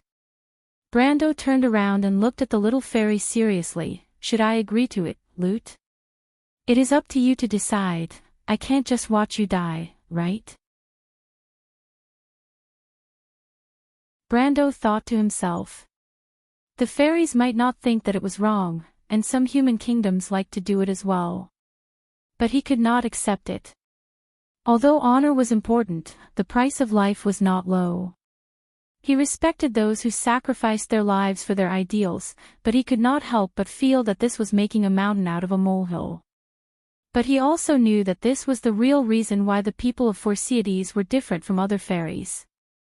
He nodded silently and said, Tonajul always welcomes guests. Lute, however, had a very solemn look on his face as he bowed deeply to him. The fire fairies and their followers were equals. They would sacrifice everything for the sake of loyalty and friendship. But if their followers did something disappointing, they would also leave quietly. Tata supplemented Brando's knowledge in a timely manner. But at this time, Brando heard White Mist's voice in his mind. You mean I still have to live with this damn flame mosquito from now on? What can I do? Brando replied innocently, let him bleed on the spot. Death is not to be regretted. White Mist snorted and did not answer. Although she spoke in a gloomy and terrifying manner, she was actually as soft-hearted as most women. Brando could finally put an end to this troublesome problem. He knew that the fairy was not here to help him, so he quickly turned around and asked, "Miss Tada, what happened?" Tada nodded and said, "It's nothing serious, Mr. Brando. Just as you expected, we have reached the center of the vortex. It's very calm here, and the magic energy is very rich. The previous losses of the fleet are nothing compared to this. But there are some signs of abnormal magic activity in the center of the vortex. I think there might be some creatures hiding in there. You mentioned earlier that if we found any creatures, we should inform you in advance." When Brando heard this, he could not help but straighten up and put the previous matter to the back of his mind. The first thing he thought of was that there were indeed creatures here. It was impossible for there to be no creatures in a place rich in magic energy. Those creatures came from the Sea of Magic, and were one of the most primitive magical creatures in the world. But that was not the main point. In The Amber Sword, after the arrival of the Mana Tide, the player's EXP for killing monsters increased by 3 to 5 times. Compared to the temporary effect of the Mana Tide, this increase was permanent. And here, at the center of the Mana Tide, the place closest to the Law of Tiamat, how much would the EXP for killing these primo in the Mana Tide increase? 20 times. 30 times. Or even more. Brando did not dare to imagine. But this was also the question he was most concerned about. It was not easy to get through the storm, even sacrificing Iroma and the dimensional cave, all for this moment. He wanted to become stronger, and it would depend on whether these primo would be effective. There are magical creatures. His voice unnaturally raised a little.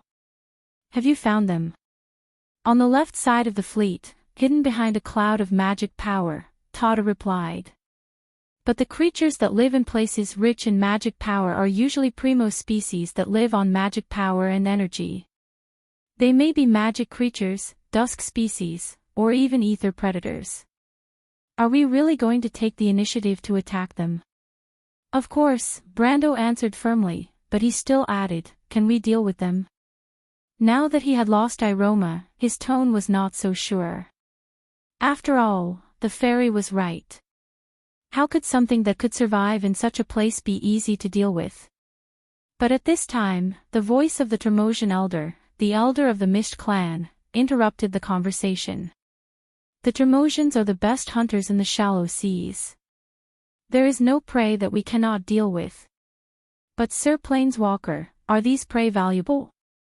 Hearing this answer, Brando smiled. I promise you, he said. They will be the most valuable prey you have ever caught, and may even be the most valuable prey you have ever caught.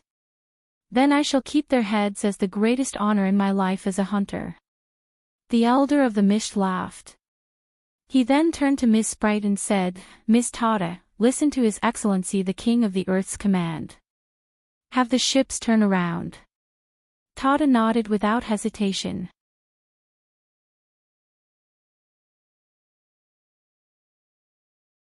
Chapter 1151. This was the shallow gray bay. A fleet of ships was anchored quietly in the mist. The slender silhouette of the dragon-headed warship could be vaguely seen behind the mist, undulating in the waves. The waterlogged timbers were covered with crisscrossing scars, and some of them still had sharp teeth that could not be removed in time. The ship's song of the Tremosai came faintly from the mist. It was a song that came from the soul, echoing an ancient tune. It was as if another legendary sea race had come from the sea through time. In the waist-deep seawater, they dragged their heavy prey onto the beach with ropes made from the skin of sharp seals. The largest of them was a squid that was almost as big as a boat and several stories tall. It lay weakly on the beach, its dozens of tentacles full of sharp teeth no longer so threatening due to dehydration. Its soft skin had also dried up, and the huge eyeballs in its eye sockets protruded, making it look like the carcass of a sea monster that had died on the beach for several days. But this was an ether predator, the descendant of Tunglemo. It was not the largest prey that the hunters of the mist had ever caught, but it was definitely the most valuable prey. It provided as much as 133 times, or 134 times the experience, for a total of 27.4 million experience points.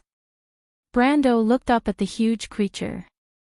It and the surrounding Termosi formed a very unreal picture, a picture that was both magical and primitive. It was as if he saw the mythical sea people hunting on the ice sea. Those brave and cold Viking pirates who sang the ship song, carried magic spells, and ran in the forest to hunt. This was a race that was sometimes barbaric and sometimes elegant.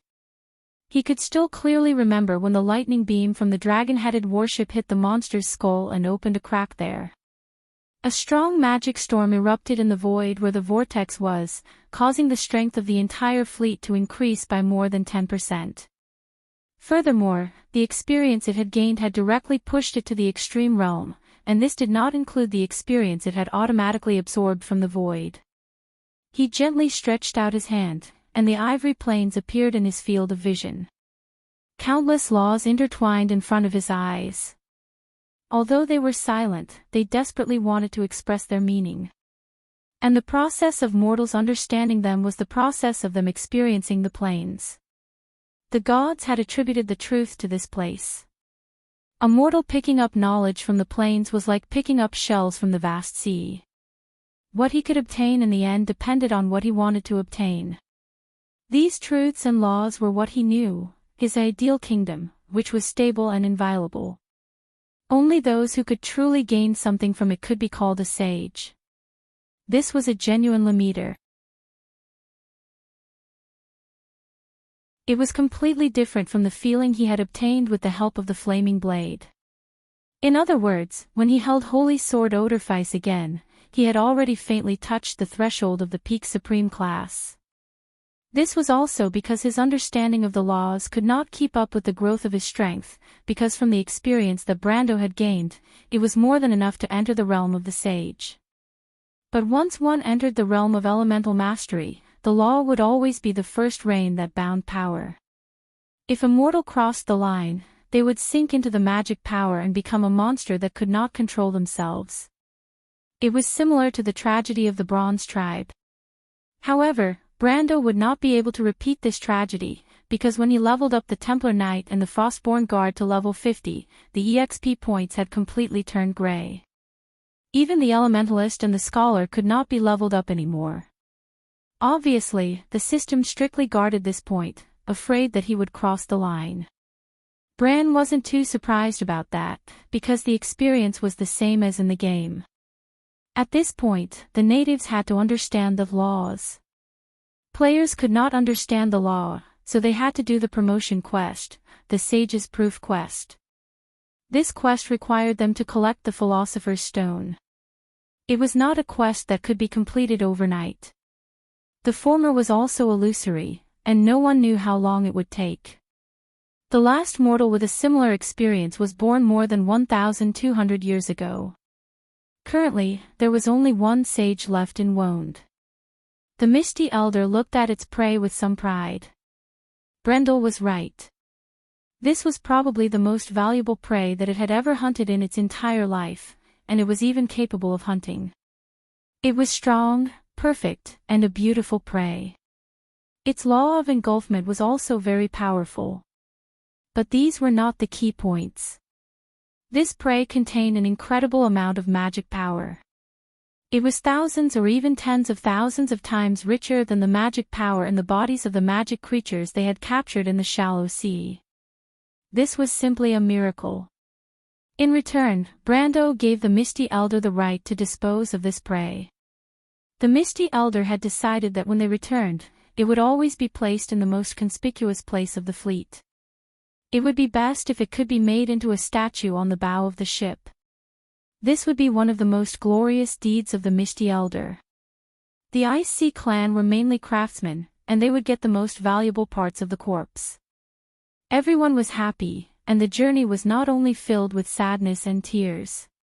In fact, although the Termosian fleet had lost nearly half of its fleet, and the Longtooth clan had been completely wiped out. Because of Brando's final decision, their strength was not reduced by much.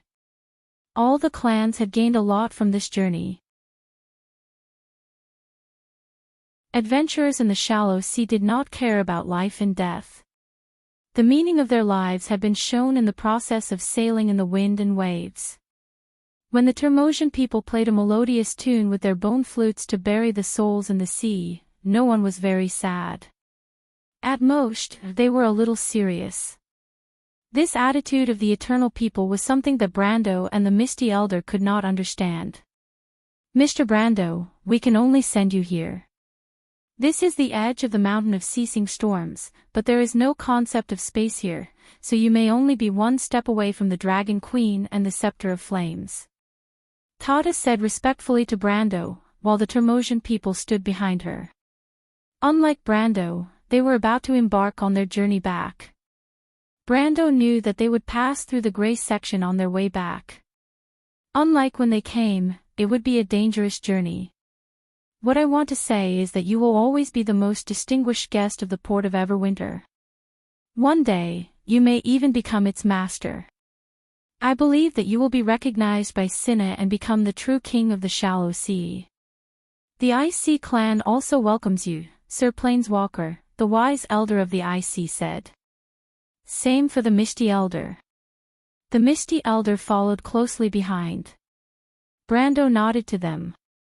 No matter what, this experience was worth remembering. Just like how he would always remember that a Termosian clan had sacrificed everything for him. Their bones might be buried in the turbulence of space and time, but their names might disappear in the shallow seas. But in his heart, he would always remember them. "Please take care of yourselves, everyone." The Termosian people's mental network was filled with blessings, especially from the Ice Sea clan that Brando had once saved. Many people knew what kind of journey this young man was about to embark on. When he turned around, it could be the beginning of a new legend, or it could be the end of the world. But no matter what, it meant that it would be difficult for them to see each other again in the future. For many of the people present, this farewell might be an eternal farewell. Brando saw Elder Keb waving his short, chubby hand at him in the crowd with human etiquette. He smiled and waved back at the somewhat cute Termosian people. "See you again if we have the chance." He took one last look at the short, chubby people of the sea, and at the fleet that was faintly discernible in the sea fog. He took Malurcha and the little fairy Faiz and turned to leave the beach. Andesha and Lute followed behind him. The latter was far away from the white fog, and the patriarch of the tree herders walked uncomfortably between the two of them. At the same time, he had to endure the angry glares of both sides. Tada looked at this group of people, as well as the back of the tallest person in the group, as if she was looking at a hero. But Mr. Brando is actually more suited to be a scholar. Unfortunately, this is not a choice for us. The fairy looked at Brando and Malurcha's backs as they walked further and further away in the thin fog. She couldn't help but think so. With that, she turned around and said to Elder Keb not far away, "If we don't come back in this battle, you will be the next wise man of the port of Everwinter." Elder Keb looked at the fairy and nodded solemnly. This was the shallow gray bay. The wilderness gave birth to a strange landscape of jagged rocks. Stone pillars that looked like blades surrounded the bay. The sea breeze would occasionally pass through the cliffs and blow away the fog, leaving traces on the pale beach. Brando grabbed a handful of gravel and let it fall through the gaps between his fingers. The sand gave off an unnatural glass-like color. Beside him stood Malurcha, while Faiz and White Mist were on Mr. Stag's back. The former was chattering away, while the latter was actually being nice to her, explaining things to her from time to time. Lute sat on Brando's shoulder. The fairy prince did not smile at White Fog, Faiz, or Andesha. Only Malurcha could make him speak. He had a serious little face, as if he did not care about anyone, but he only listened to Brando. Brando was now at the highest point of the bay. When he looked back, the bay where the ship was only a small dot in the fog. He did not know if the ferry and the Termosai had already weighed anchor and returned, but he could not help but feel a little empty in his heart. Although he had not spent much time with these people, he had experienced more than a normal person would in a lifetime. Then, he heard the sound of a horn piercing through the fog. There were 3 horns in total, and they traveled from far to here, as if paying respect to him. You're tuning into the LoveLore Library YouTube channel. We're so grateful for your support, and don't forget to subscribe to join us on this incredible journey through captivating stories. Your generosity through donations truly makes a world of difference, as it's the primary source of revenue that allows me to expand and enhance this channel for you. Thank you from the bottom of my heart for being a part of this adventure.